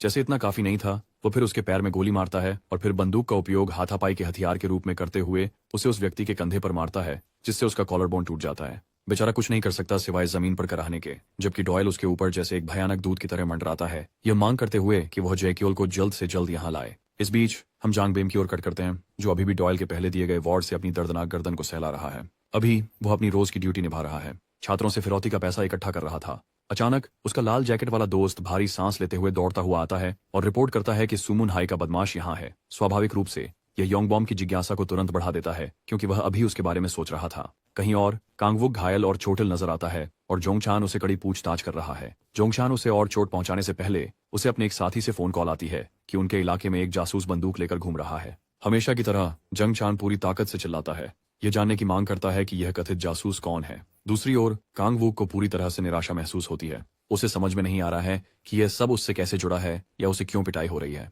वापस डॉयल के पास वह हर उस व्यक्ति को हरा रहा है जो उसके रास्ते में आने की हिम्मत करता है। अंततः वे 2 छात्राओं के पास पहुंचते हैं और उनसे पूछते हैं कि क्या उनमें से कोई पीजी चोल है। स्वाभाविक रूप से लड़कियां उससे कोई संबंध होने से इनकार करती हैं। आखिरकार पीजी चोल एक लड़का है, लड़की नहीं। हालांकि डॉयल इसके लिए डोंगो को दोषी मानता है कि उसने पहले इसका जिक्र नहीं किया। इसी समय डॉयल को आखिरकार कुछ नजर आता है, या फिर कोई महत्वपूर्ण व्यक्ति। ये योंगबम है। वह मानता है कि डॉयल में साहस था कि उसने शेर की मांद में सीधे कदम रखा, लेकिन जब डॉयल ट्रिगर पर हाथ रखता है तो ये तथाकथित शेर डर से कांपने लगते हैं। लेकिन वे किस्मत वाले हैं, क्योंकि डॉयल के पास गोलियां खत्म हो चुकी हैं। फिर से मजाक उड़ाए जाने और अपमानित होने पर जोंगबोम गुस्से में डॉयल पर हमला करता है, लेकिन उसकी आक्रामक मार का कोई नतीजा नहीं निकलता। उस पल वो देखता है कि डॉयल अपने कोट के अंदर हाथ डाल रहा है, शायद कोई और हथियार निकालने के लिए, लेकिन यह सिर्फ एक ध्यान भटकाने की प्रक्रिया थी। अगले ही क्षण उसे एहसास होता है कि वह दर्द के मारे दोहरा हो गया है, क्योंकि उसे उसकी पेट में बुरी तरह से घुटना मारा गया था। इस बीच इलग्युंग हाई की संलग्न इमारत में कुछ दो शिक्षक जमीन पर पड़े हुए दर्जनों घायल छात्रों पर ध्यान देते हैं। नए शिक्षकों में से एक, जो स्पष्ट रूप से भयभीत है, पुलिस को बुलाने का सुझाव देती है, लेकिन उसके बगल में खड़ी वरिष्ठ शिक्षक इस विचार को खारिज कर देती है, क्योंकि यह इलग्यंग हाई में सिर्फ एक सामान्य दिन है। भले ही वे इसे रिपोर्ट करें, पुलिस जवाब नहीं देगी। इतना ही नहीं, प्रधानाचार्य ने कर्मचारियों को स्पष्ट निर्देश दिए हैं कि छात्र मामलों से दूर रहें, क्योंकि इसमें शामिल होना केवल स्थिति को और खराब कर देता है। फिर भी यह अनुभवी शिक्षक भी मानता है कि आज की स्थिति अभूतपूर्व है। उसने पहले कभी ऐसा नहीं देखा, न ही पीजी चोल घटना के बाद से। पहेली को और बढ़ाते हुए, स्कूल के सीसीटीवी कैमरे काम नहीं कर रहे हैं और फोन सिग्नल भी जाम है। कुछ अजीब हो रहा है और उसे अभी तक समझ में नहीं आया है कि क्यों। इसके बाद हम एक शक्तिशाली व्यक्ति को देखते हैं जो आसानी से 200 किलो बेंच प्रेस कर रहा है, जबकि उसके गुर्गों का समूह आश्चर्य से देख रहा है। प्रोटीन शेक पीने के बाद वह अंततः अपने सामने खड़े गुर्गों को नोटिस करता है और उनसे पूछता है कि वे यहाँ क्यों हैं। उनमें से एक तेजी से उच्च अधिकारियों का संदेश देता है। सभी अधिकारियों को तुरंत स्कूल में आने की आवश्यकता है, क्योंकि एक जासूस ने उनके क्षेत्र में प्रवेश कर लिया है। जहां तक इस बलवान व्यक्ति की बात है, वो पार्क जिंजू है। जोंगबोम के अतीत में झांकते हुए युवा विलक्षण व्यक्ति को कभी उनके सभी प्रशिक्षकों द्वारा सराहा गया था। उसने हर किसी को हराया और वह समूह में सबसे बदमाश लड़का था। उसकी बदौलत उसने एक साथ 6 लोगों को हरा दिया। कोई कह सकता है कि वह लड़का भगवान द्वारा प्रदत्त प्रतिभा और एक लड़ाई की क्षमता से संपन्न था, जिसने लगभग सभी को प्रभावित किया। वह प्रतिभा की परिभाषा था। जोंगबोम अपनी माध्यमिक विद्यालय की जिंदगी में एक खतरनाक व्यक्तित्व के रूप में बड़ा हुआ, और हर कोई जिसने कभी भी खुद को उसके बराबर बनाने की कोशिश की, उन्होंने पूरी तरह से पराजय का सामना किया जब उसने उन्हें बुरी तरह से अपमानित किया। जोंगबोम को एक अलग प्रकार की उच्चता की भावना थी और वह अपने से कमजोर लोगों को कीड़े की तरह मानता था। ऐसा लगता था जैसे वह एक ऐसी दुनिया में रह रहा था जहां वह मानता था कि केवल सबसे मजबूत ही कमजोरों पर शासन करेंगे, और उसे उन पर अत्याचार करने में मजा आता था जो कभी उसके खिलाफ खड़े होने की हिम्मत नहीं कर सकते थे। जोंगब्यूम का जीवन ऐसा ही था जब तक वह एक राक्षस से नहीं मिला। डॉयल ने अपनी वर्तमान स्थिति में बड़ी आसानी से उसके घूंसे से बचकर अपनी जबरदस्त गति से उस फाइटर को बेइज्जत कर दिया। जोंगब्यूम इससे पहले कभी इतना गुस्से में नहीं था, और अपने गुस्से में झुकते हुए वह एक और वार के लिए आगे बढ़ता है, ये सोचते हुए कि अभी उसके मुक्के कैसे नाकाम हो रहे हैं। जवाब में उसका प्रतिद्वंद्वी उसे सबसे अपमानजनक तरीके से हकीकत से रूबरू कराता है। डॉयल झाड़ू से उसके चेहरे पर मारता है, आराम से उनके वार के बीच की दूरी को इंगित करते हुए। अपने पैरों पर वापस लड़खड़ाते हुए घमंडी योंगबियम अपना खून पोंछता है और अपनी आंखों के सामने हो रही हकीकत से इनकार करता है। निराश होकर वह फिर से नीचे से एक और वार करने जाता है, एक तीव्र हुक जो उसका विपक्षी सटीकता से बचता है। बदले में एक शक्तिशाली अपरकट मारता है जो गंजे आदमी को बेहोश कर देता है।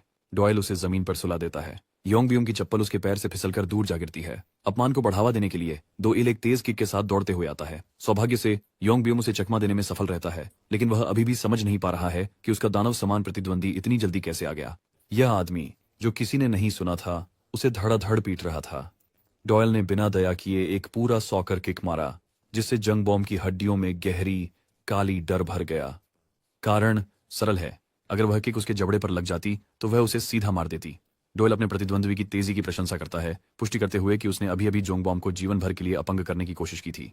गंजे आदमी को उसकी बातों की याद दिलाते हुए डोयल जोर देकर कहता है कि कोई भी विनती उसे उस पिटाई से नहीं बचा पाएगी जिसकी वह हकदार है। यह दृश्य देखकर डोंगू के पास शब्द नहीं है। डोयल सोचता है कि उसे सजा कम करनी चाहिए, लेकिन उसका क्या फायदा होगा, क्योंकि यह साइकोपैथ उसके पैर को तोड़ने के मूड में है ताकि वह दया करके पीछे हट सके। उन शब्दों को सुनकर योंगबॉम को एक बार फिर से अपने अतीत की याद आ जाती है, कैसे वह निर्दयतापूर्वक अपने से कमजोर लोगों को नीचा दिखाता था। एक काव्यात्मक मोड़ में स्थिति पलट गई है और अब वह अपनी ही विचारधारा का शिकार हो गया है। गुस्से में वह डॉयल पर ताकतवर घूंसा मारने की कोशिश करता है, जिसे डॉयल चतुराई से बच जाता है। डॉयल एक और वार से बचता है, जबकि खून के प्यासे जोंगबम लगातार उस पर हमले करते रहते हैं। हमारा लड़का चिंतित नहीं है, ये उसके लिए बहुत आसान है, क्योंकि वह लापरवाही से न सिर्फ एक बल्कि कई बार उसकी राह में फेंक देता है। जोंगबम को डोयल के क्रोधी वार के अंतिम निर्णायक प्रहार से पूरी तरह नष्ट कर दिया गया है। उसकी बेइज्जती का दृश्य उसके चापलूसों को शब्दहीन कर देता है।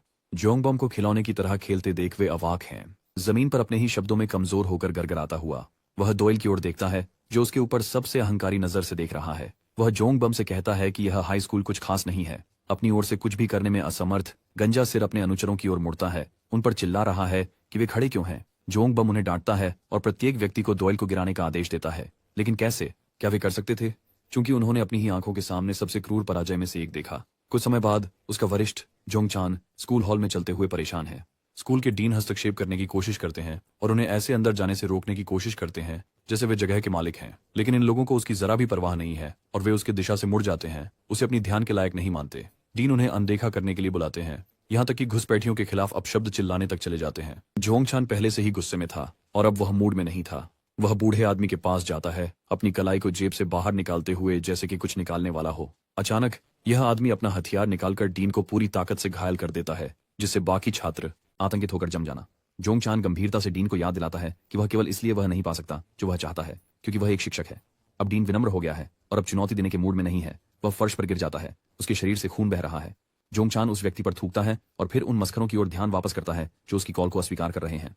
वह हथियार अपने आदमियों में से एक को सौंपता है, उसे डीन को चाकू मारने की जिम्मेदारी लेने का आदेश देता है। वह इतना निर्मम है कि अपनी व्यक्तिगत हरकतों के लिए अपने ही किसी आदमी की बलि देने को तैयार है। जोंग चान उस आदमी को आदेश देता है कि वह सभी का फोन इकट्ठा करे और खुद को पुलिस स्टेशन में रिपोर्ट करे। इससे लगभग 3 साल की कैद होगी, लेकिन जोंग चान को परवाह नहीं है क्योंकि उसे सजा का सामना नहीं करना पड़ेगा। ये तो उसके किसी खर्चीले नौकर का मामला होगा। निर्दयी अपराधी दृश्य से दूर चला जाता है और दृष्टिकोण डॉयल की ओर वापस आता है, जिसने जोंग बोम को पूरी तरह घायल कर दिया है। दर्द में डूबे होने के बावजूद इस गंजे आदमी को हंसते देख डॉयल सोचता है कि उसे यातना बढ़ा देनी चाहिए। इस पर जोंग बॉम हंसते हैं, ये याद दिलाते हुए कि डॉयल ने उनके बॉस को चुनौती देकर कितनी बड़ी गलती की है। जोंग बॉम के बाकी गुर्गे भी पुष्टि करते हैं कि डॉयल के लिए अब केवल एक ही परिणाम बचा है, निकट भविष्य में मृत्यु। जैसे उसने मधुमक्खियों के छत्ते को छेड़ दिया हो और उसके पास भागने का कोई रास्ता न हो। वह वास्तव में ऐसे व्यवहार करता है जैसे यह उसके लिए हफ्ते का कोई सामान्य दिन हो और पाईगी चोल के बारे में पूछता है जो उनके मुख्य नेता हैं। अचानक एक किक डॉयल के चेहरे पर लगती है। जैसे ही चोट लगती है, डोंग हू अपने दोस्त के लिए चिल्लाता है। जिसे मारा वह वास्तव में जिंजू है, जो गैंग में तीसरे स्थान पर है। डोंग हू उस आघात की ताकत को समझता है, समझते हुए कि ऐसी मार ने डॉयल जैसे किसी पर गहरी चोट की होगी। सौभाग्य से यह पता चलता है कि हमारे लड़के की गति बहुत तेज है, क्योंकि उसके प्रतिक्रिया कौशल ने उसे सिर पर लगने से बचा लिया। किसी भी चीज की परवाह किए बिना डोयल सोचता है कि क्या उसके सामने वाला व्यक्ति पीगी चोल है। इंजू, जैसा कि वह मांसपेशी वाला अहंकारी है, मूर्खतापूर्ण ढंग से पुष्टि करता है कि वह वास्तव में जी चोल है। बेशक यहाँ तक कि डोंगो भी जानता है कि यह एक बेवकूफी भरा झूठ है। दृश्य बुसान की ओर पलट जाता है, जहाँ कुछ लाशें बेवजह यातना के बाद लटकी हुई हैं। उनके बीच में एक रैंक 4 बॉस द्योग चान, जो इन आदमियों को एक गुड़िया की तरह लिटाने के लिए जिम्मेदार है, किम दोइल की पहचान के बारे में जान जाता है, जिसका मतलब है कि स्थिति और गंभीर होने वाली है। ठीक है, चलो जिंजू और लेब्रॉन जेम्स की लड़ाई में वापसी करते हैं। मसल हेड को आश्चर्य होता है जब उसका प्रतिद्वंद्वी उस पर पानी छिड़कता है। वह एक बड़ा मुक्का मारने की कोशिश करता है, सोचता है कि ऐसा हमला बैरी एलन के साथ होगा। डॉयल उसे कपड़े का एक टुकड़ा थप्पड़ मारकर उसकी बेइज्जती कर देता है। वह थप्पड़ भी एक निशान छोड़ता है। एक बार फिर बाकी के अनुचर सीधे तौर पर भ्रमित हैं। वे अब कुछ नहीं समझ पा रहे हैं, क्योंकि डॉयल बॉसों को विंड वॉशिंग सेट से बुरी तरह पीट रहा है। वह एक जबरदस्त मसल्स वाले दानव हैं जो प्रतिस्पर्धी लिफ्टिंग में रिकॉर्ड शेयर करता है। जिंजू फिर से उस पर वार करने के लिए झपटता है। डॉयल आराम से उस वार से बच जाता है जो दीवार पर निशान छोड़ देता है। फिर वह जिंजू की किक से बच जाता है, जिससे जिंजू चिढ़ जाता है क्योंकि लड़ाई जारी है। जिंजू वास्तव में अपने प्रतिद्वंद्वी की हवा जैसी प्रतिक्रिया से गुस्सा है, क्योंकि वह उससे मच्छरों की तरह बच रहा है। जिंजू सोचता है कि डॉयल की सहन शक्ति बहुत कम होगी, इसलिए सिर्फ एक हमला उसे गिराने के लिए काफी होना चाहिए। लेकिन उसके हैरानी की बात है, डॉयल कपड़े को उलटता है और उसे जिंजू की कलाई के चारों ओर लपेट देता है। उसके चेहरे पर एक खूबसूरत तेज घुटना मारने से पहले जिंजू लड़खड़ाता है, ये महसूस करते हुए कि उसका विरोधी गंदा लड़ाई कर रहा है, अपने सभी हथियारों का इस्तेमाल कर बढ़त लेने की कोशिश कर रहा है। वह डॉयल को दबाने की कोशिश करता है, लेकिन वह भी असफल होता है।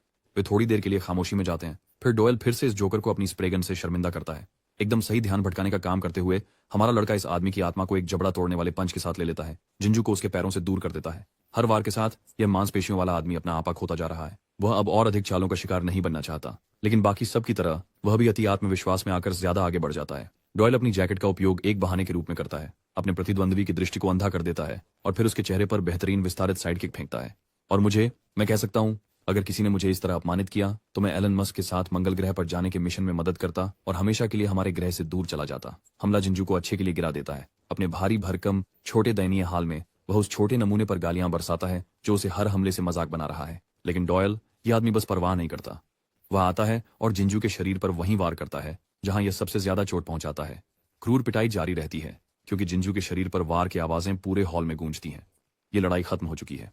डॉयल ने आराम से एक मांसल दानव को हरा दिया और हमारे सामने जैसे वह गैंग को साफ करने वाला हो। बेशक बेचारे आदमी को यह नहीं पता कि उसने गिरोह के असली नेता को नहीं, बल्कि एक धोखेबाज को हराया है। उसके पास और काम है। दिलचस्प बात यह है कि निचले स्तर के दुष्टों को पता नहीं है कि जैकल दिखता कैसा है, इसलिए वे भी सोचते हैं कि उसने अवश्य उनके नेता को गिरा दिया होगा। लेकिन लाल जैकेट वाला यहाँ अंतर जानता है, और वह ये देखकर हैरान है कि डॉयल ऐसे एक ताकतवर योद्धा को हराने की इतनी भयानक क्षमता प्रदर्शित कर सका। डॉयल डोंगहू की ओर मुड़ता है, इस बार अपना विशेष शुल्क मांगते हुए। मेरा लिटिल पोनी उसे याद दिलाता है कि उसने अभी तक बॉस को नहीं हराया। डॉयल दूसरी तरह से तर्क करता है और सोचता है कि डोंगहू मजाक कर रहा है। जैसे ही वे चलने लगते हैं, रेड जैकेट जो उसने देखा उससे डर के मारे काफी सहमा हुआ है। चलो कुछ घंटे आगे चलते हैं और योंग चैन की प्रतिक्रियाएं देखते हैं। मुझे यकीन है कि आप सभी इसे देखने के लिए बेताब हैं। इस साइकोपैथिक सुनहरे बालों वाले को 2 शीर्ष लड़ाकों को इस तरह देखकर मानसिक टूटन होती है। अगले दिन स्कूल में छात्र उनके बारे में सीखने आते हैं। डीन की हाल ही की चाकू मारने की घटना। जोंग चान इसके जिम्मेदार थे और उन्होंने एक दृश्य उत्पन्न किया। इस बातचीत को ध्यान से सुनते हुए डुएल अपने खाने का आनंद लेते हैं और महसूस करते हैं कि जोंग चान इतनी तीव्रता से नहीं होते अगर उन्होंने असली जिचुल को गिराया होता। इससे उन्हें यकीन होता है कि उन्होंने नकली को गिराया होगा। दूसरी ओर डोंगहू आश्चर्यचकित हैं कि डुएल कैफेटेरिया के बजाय कक्षा में आराम से दोपहर का खाना खा रहे हैं। उनकी छोटी सी नोक झोंक एक अलग विषय पर बदल जाती है। डोंगू खुद को उनके स्कूल के डीन को हुई हानि के लिए दोषी मान रहे हैं। आखिरकार वह वही है जिसने डोयल की ताकत का उपयोग करके इलग्यंग गैंग के साथ झगड़ा किया। वैसे भी छात्र डीन से मिलने और उनकी हालत की जांच करने की आवश्यकता महसूस करते हैं। डोंगहू को अपने कार्यों का पछतावा है, लेकिन वह चाहता है कि डोयल भी आए। इस व्यक्ति को स्कूल के प्रिंसिपल की कोई परवाह नहीं है, लेकिन डोंगहू एक कायर है और अकेला नहीं जाना चाहता। अपने सुडौल शरीर को सौदेबाजी के रूप में इस्तेमाल करते हुए मीना डोयल को मनाने के लिए तैयार होती है। डोंगू पूछता है कि वह ऐसे आउटफिट के साथ एनीमे क्लब में हारने वालों के साथ क्यों घूम रही है। पता चला कि वह सिर्फ डोयल के लिए यहाँ है। ये लड़की हमारे लड़के के लिए बहुत ज्यादा दीवानी है और खुद को रोक नहीं पा रही है, इसीलिए उसने एनीमे क्लब के लिए आवेदन किया।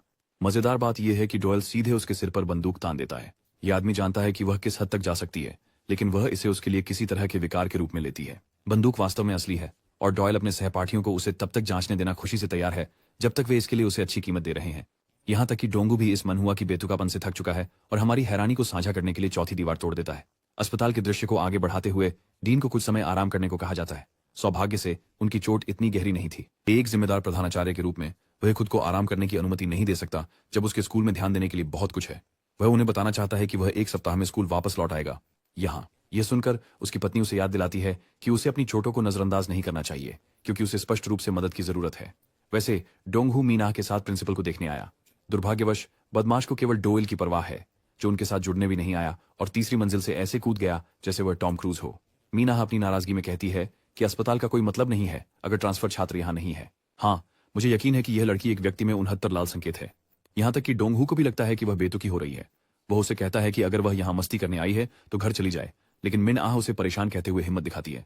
डोंगहू दरवाजे का हैंडल पकड़ता है जब वह डीन को अपनी पत्नी से बात करते सुना। वे अपनी 2 दशक लंबी मजबूत शादी की बात करते हैं, जिसका मतलब है कि उसे पता है अगर वह दर्द में है। हमारे लड़के की बात करें तो उसने अंत में साथ चलने का फैसला किया, जबकि डीन के साथ साझा की गई एक मुलाकात की ओर विचार किया। यह वही समय था जब उसे मुसीबत हुई और उसे सजा मिली। लेकिन जब डीन को पता चला कि डॉयल केवल अपनी माँ और बहन के साथ रहता है, उसे समझ आया कि लड़का अपने घर का इकलौता आदमी था। उसने बच्चे को अपना फोन नंबर देकर छोड़ दिया, यह वादा करते हुए कि जरूरत के वक्त वह उसकी मदद करेगा। डॉयल को यही इशारा अच्छा लगा, क्योंकि डीन चाहता था कि वह सामान्य रहे और अपने युवा सालों में जोश और ऊर्जा से भरी जिंदगी जिए। मैं नहीं जानता कि आप लोग क्या सोचते हैं, लेकिन मुझे कहानी में प्रिंसिपल के किरदार को संभालने का तरीका बहुत पसंद आ रहा है। ये दिल को छू लेने वाला है। और अब हम यहाँ हैं।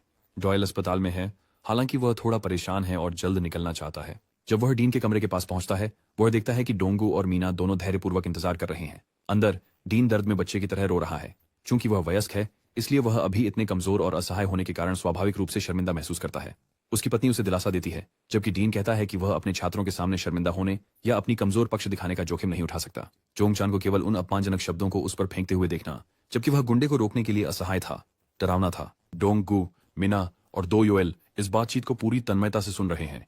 यह व्यक्ति छात्रों के लिए इतना कुछ कर रहा था और इसके बदले में उसे एक चोट मिली। डीन खुद को असफल मानता है, जोर जोर से रोता है और अपना चेहरा छुपाता है। दिल को छू लेने वाले क्षण वहीं समाप्त होते हैं और दृश्य एक भयावह अनुक्रम में परिवर्तित हो जाता है।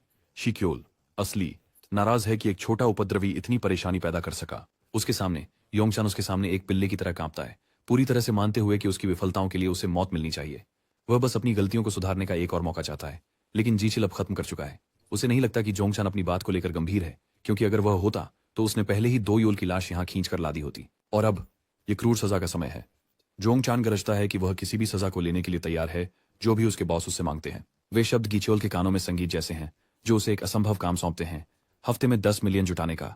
जोंगचान इतना डरा हुआ है कि वह उस हास्यास्पद काम को समझ भी नहीं पाता। वह इसे सीधी आज्ञा की तरह स्वीकार कर लेता है। जहां तक किम दोयुल की बात है, जो उनके मार्ग में कांटा बन रहा है, गिचियोल चाहता है कि जोंगचान अपनी गलती सुधार कर उसे लेकर आए। अंतिम दृश्य में हम इल्ग्युंग हाई के बॉस गिचियोल का चेहरा देखते हैं। गेमिंग आर्केड में डॉयल शॉट्स ऐसे मार रहा है जैसे वो प्रोफेशनल हो। मीना उसे कुछ भी करते हुए देखकर व्याकुल हो रही है, जबकि डोंगहू उसे अपनी कहानी बता रहा है कि कैसे उसे हर किसी से जो उसे धमकाता था बेवकूफ का खिताब मिला। हालांकि ऐसा भी समय आया जब डोंगहू ने चीजों को जैसे हैं वैसे ही स्वीकार करना शुरू कर दिया और माना कि वह बस एक जोकर था। डॉयल शानदार प्रदर्शन कर रहा है, जबकि मीना उस पर मोहित है। डोंगो की छोटी सी शिकायत दोनों द्वारा अनदेखी की जाती है। मीना इसे एक डेट की तरह मानती है, लेकिन डॉयल उसे भी टाल देता है। यह आदमी उसे अपने पास फटकने नहीं दे रहा। डीन के शब्दों को याद करते हुए डोंगहू उन्हें याद दिलाता है कि ऐसे संवेदनशील क्षण में आराम करना कितना हास्यास्पद है। उसे वह समय याद आता है जब उसने डॉयल को अपने काम के लिए भर्ती किया था।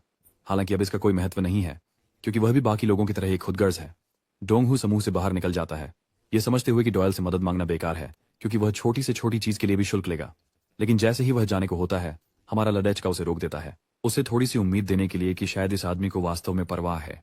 बिल्कुल मजाकिया तरीके से डॉयल केवल इस बात की ओर इशारा करता है कि वह उसका लंच बॉक्स छीन रहा है। डोंगहू गुस्से में आकर याद दिलाता है कि उसने ही इसके लिए पैसे दिए थे। दृश्य वहीं समाप्त होता है और हम वापस गैंग के सदस्यों की ओर लौटते हैं, जो डॉयल के अपार्टमेंट की तलाश में सक्रिय हैं। दुर्भाग्यवश वे चाहे कितनी भी कोशिश कर लें, उसे ढूंढ नहीं पाते। दुर्भाग्यवश उसके सही पते के बारे में कोई नहीं जानता, जिससे गैंगयॉक के लिए उसे खोजना मुश्किल हो जाता है। बेचारा अपनी किस्मत पर तरस खा रहा है कि उसे हमेशा सबसे खराब काम दिए जाते हैं, ठीक जब उसका उनसे कोई लेना देना नहीं होता। मोटा बदमाश अपनी ताकतवर मुट्ठी उसके पेट में घुमाते हुए उसे जमीन पर पटक देता है। बारिश जारी रहती है और पिटाई भी। यह मोटा आदमी चाहता है कि गैंग ह्यूग डॉयल के दोस्तों से संपर्क करे ताकि उसके स्थान का पता लग सके। वह गैंग ह्यूग को बेकार कुत्ते के रूप में मारता रहता है। इसी समय गैंग ह्यूग इस पर विचार करते हुए सोचने लगता है कि उसने ऐसा क्या गलत किया जो उसे ऐसी मार पड़ रही है। दृश्य को अनफोल्ड होते देख उनके आसपास के लोग स्तब्ध खड़े हैं। जोंग चान उनके पास से सीधा गुजरता है। उसके अनुचर भीड़ को वहां से हटने और अपनी राह चलने को कहते हैं। गांग ह्यूग को एक कड़ा अल्टीमेटम दिया गया है। अगर वह 60 मिनट में डॉयल को सही जगह पर नहीं लाता तो वह सुरक्षित घर नहीं लौटेगा। और हाँ, वन पीस असली है। प्रशंसकों खुश हो जाइए। गंग ह्यूग उस अन्यायपूर्ण हकीकत पर सवाल उठाता है जो उसके सामने रखी गई है। उसके विचारों में खोए हुए, उसकी आंखों में आंसू भर आए हैं। देख रहे लोग हस्तक्षेप करने के लिए कुछ भी नहीं कर रहे हैं। कोई भी पुलिस को उसकी जिंदगी बचाने के लिए नहीं बुला रहा है। उन लोगों में से एक डोंगगू है जो गंग ह्यूग से आंख मिलाने से डरता है। जैसे ही उसकी आंखें डोंगगू से मिलती हैं, वह हकलाकर उसका नाम पुकारता है और उस गरीब आदमी को डॉयल के अधीनस्थ गुलाम के रूप में घोषित करता है। आप बस देख सकते हैं कि डोंगगू का चेहरा यह जानकर बर्बाद हो रहा है कि अब क्या होने वाला है। और सबसे बुरा तो होता ही है, क्योंकि गिरोह के सदस्य थोड़ी देर बाद डोंगगू को बुरी तरह मारते हैं। फिर भी अपने मित्र के प्रति वफादार रहते हुए उसने डॉयल की जगह का खुलासा करने से इनकार कर दिया। जोंग चान कमजोरों के सामने इतनी विरोध देखकर घृणित महसूस करता है। व्यापक आंखों से और गंभीर रहते हुए योंग चान डोंगहू को यह याद दिलाता है कि वे कहां से आते हैं। अपने हाथ में एक चाकू पकड़े हुए वह उस बच्चे को डराने की कोशिश करता है, उसे याद दिलाते हुए कि उन्होंने उनके डीन के साथ क्या किया था। अचानक उनके प्रिय डीन की रोती हुई याद उनके दिमाग में आ जाती है। जोंग चान उसे बताता है कि वे केवल डॉयल के साथ काम करना चाहते हैं, बस उसे बुला लें, सब ठीक है। इसके अलावा ऐसा नहीं है कि मासूम पीड़ित इस स्थिति में अपनी जान बचाने के लिए कुछ कर सकता है। असहाय स्थिति में डाल दिए जाने पर डोंगहू की यादें उस समय की ओर लौट जाती हैं जब उनके पिता ने उन्हें उनकी मां की तरह कमजोर होने के लिए अपमानित किया था। वही शब्द अब जोंग चान द्वारा दोहराए जा रहे हैं, जो उसे आश्वासन देता है कि जब तक वह दोयुल को बुलाता है उसे बख्श दिया जाएगा। आखिरकार बोलना शुरू करते हुए डोंगहू घोषणा करता है कि वह बेवकूफ नहीं है। उसके शब्दों ने गैंग के उपनेता को चकित कर दिया। डोंगहू खुद को दोहराता है, यह प्रकट करते हुए कि वास्तव में जंगचान का समूह ही इस स्थिति में असली विदूषक है। उसे इतना उत्तेजक कहते हुए सुनकर कांगहुक का दिमाग खराब हो जाता है। इसके अलावा योंगचान सबसे खतरनाक हंसी हंसते हैं, जैसे यह उनके पूरे दिन का सबसे मजेदार चुटकुला हो। अपनी बात स्पष्ट करने के लिए वह डोंगहू की नाक पर एक गहरा कट लगाते हैं, जिसका उसे इतना दर्द होता है कि वह चिल्ला उठता है। थोड़ी ही देर में जोंगचान उसका चेहरा पकड़ते हैं, उसे इस संघर्ष में उसकी स्थिति की ठंडी याद दिलाते हुए। वह उसे एक ऐसे कचरे के टुकड़े के रूप में सोचता है जिसे जमीन पर दबा दिया जाना चाहिए। जवाब में अपना हाथ उठाते हुए डोंगहू एक बार साहस दिखाने की हिम्मत जुटाता है ताकि उसकी कमजोरी उस पर हावी न हो सके। वह योंगचान के हाथ को पकड़ लेता है, अपने स्कूल में सहन किए गए सभी हिंसक प्रहारों के गुस्से और हताशा से प्रेरित होकर। जोंगचान सोचने लगा है कि शायद यह आदमी बाहरी हो गया है या फिर शायद कोरियाई नहीं समझता। यह सुनिश्चित करने के लिए कि वह उनके बीच का अंतर याद रखे, जोंगचान डोंगहू को एक जोरदार घूंसे से मारता है, उसे गिरा देता है। अधिक समय बीतता है। हालांकि इस बिंदु पर गांगह्यूक सोच रहा है कि डोंगहू की अचानक बहादुरी कहां से आ रही है। आखिरकार उसकी लगातार प्रतिरोध केवल अधिक पीड़ा लाएगी। फिर भी वह अपने दोस्त के बारे में जानकारी साझा करने में अडिग है। जोंगचान डोंगहू को दी गई पिटाई से थक जाता है। अब जब वह बेहोश है तो वे उसके साथ कुछ नहीं कर सकते। उसे परवाह नहीं है अगर उसे जागने पर उसका मुंह खोलना पड़े। उसे सिर्फ डॉयल के बारे में जानकारी चाहिए। दिलचस्प बात यह है कि ऐसा लगता है कि डोंगहू अभी भी जीवित और सचेत है। इस व्यक्ति के पास शायद मरने की चाह है या कुछ और, क्योंकि उसने निश्चित रूप से बहादुर बनने के लिए गलत दिन चुना है। निर्दयी गैंग बॉस को संबोधित करते हुए वह जोंगचान को हरामी कहता है, जो उसके स्कूल में लाई गई सारी तकलीफों की याद दिलाता है। वह उन्हें गलत मानता है और सवाल करता है कि कमजोर लोगों को ही क्यों बेवकूफ कहा जाता है। असली अपराधियों ने गड़बड़ की, उन्हें इसके लिए सजा मिलनी चाहिए, न कि गैंगह्यूक उसका चेहरा मरोड़ रहा है, यह जानते हुए कि अगर यह बच्चा और ज्यादा नहीं चपड़ चपड़ बंद करेगा तो उसकी खैर नहीं। वह कर सकता है, जारी रखते हुए वह कहता है कि उनका जीवन परिपूर्ण होता अगर यह गिरोह कभी अस्तित्व में नहीं आता और उन्हें परेशानी नहीं पहुंचाता। जोंगचान की तरफ इशारा करते हुए वह उसे हर गड़बड़ी की जड़ मानता है, चिल्लाते हुए कहता है कि इस गड़बड़ गिरोह में हर कोई बेवकूफ है। उसकी जोरदार स्वीकारोक्ति को जोंगचान द्वारा स्वीकार किया जाता है, जो ब्लेड निकालकर पीछे मुड़ता है और डोंगू की परिस्थिति में इतनी बातें कहने की धृष्टता की ओर इशारा करता है। पूरी गति में फटते हुए वह अपना हथियार निकालता है और डोंगू का चेहरा नीचे कर देता है, ये सोचते हुए कि क्या उसकी आंखें निकालना उसे सबक सिखाने के लिए पर्याप्त होगा। जोंगचान निर्मम तरीके से उसकी आंख पर वार करने के लिए आगे बढ़ता है, लेकिन उसका हमला अचानक रुक जाता है जब जोंगचान एक चौंकाने वाला चेहरा अचानक कहीं से प्रकट होता देखता है। याद है वह बंदूक जिसे डॉयल गर्व से दिखा रहा था? पता चला कि वह सिर्फ एक नकली बंदूक थी जिसे डोंगहू ने उसे एक चेतावनी संदेश के साथ लाकर दी थी। बात यह है कि इस आदमी ने बिना हिचकिचाए जोंगचान को गोली मारने की कोशिश की थी। मुख्य आदमी यहाँ है और फैटी उसे तुरंत पहचान लेता है, जबकि जोंगचान शिकार को निगल जाने के लिए तैयार शिकारी की तरह खूनी गुस्से की स्थिति में है। डोयल डोंगू से बात करता है और समझता है कि उसने उनके फोन क्यों बदले। दुर्भाग्य से उसके फोन की स्क्रीन पूरी तरह से टूट गई और डोयल जोंगचान को वह अजीबोगरीब इंसान के रूप में पहचानता है। वह अपनी स्वादिष्ट लंच बॉक्स को जमीन पर नष्ट हुआ भी देखता है। डॉयल इस स्थिति को एक गंभीर मानते हैं, नहीं क्योंकि उसके दोस्त की आंख खराब होने वाली थी, बल्कि इसलिए क्योंकि उसने अपना कीमती लंच बॉक्स खो दिया था। परेशान करने वाले कीड़े से आखिरकार मिलने के लिए उत्साहित, जिसने उन्हें इतनी परेशानी दी, जोंगचान चिल्लाता है और डॉयल को पूरी गति से आक्रमण करते हुए नहीं देख पाता। वह इतनी तेज है कि उसके मुख के ऐसा लगता है जैसे उन्होंने जोंगचान के शरीर के हिस्सों को वाष्पित कर दिया है। डॉयल स्थिति को शांतिपूर्वक लेता है, केवल अपने लंच बॉक्स का बदला लेने की परवाह करता है। कहानी सिल्लिमडोंग गोल्डन कराओ के बार घटना पर एक तरफ चली जाती है। अपराधी सिल्लिमडोंग क्षेत्र पर राज करने वाले गुंडों का एक समूह थे, जिनका नाम था हॉट ब्लडेड मैन। अब ये लोग एक नए स्थापित गिरोह थे जिन्होंने पुलिस अधिकारियों को लुभाने के लिए लड़कियों का उपयोग करके अपनी शक्ति बढ़ाई। इसकी वजह से उन्हें कभी समस्या नहीं हुई, क्योंकि पुलिस हमेशा उनके खिलाफ हस्तक्षेप करने में हिचकिचाती थी। थोड़ी देर बाद इस समूह को किसी निर्दयी व्यक्ति के हाथों जड़ से समाप्त कर दिया गया।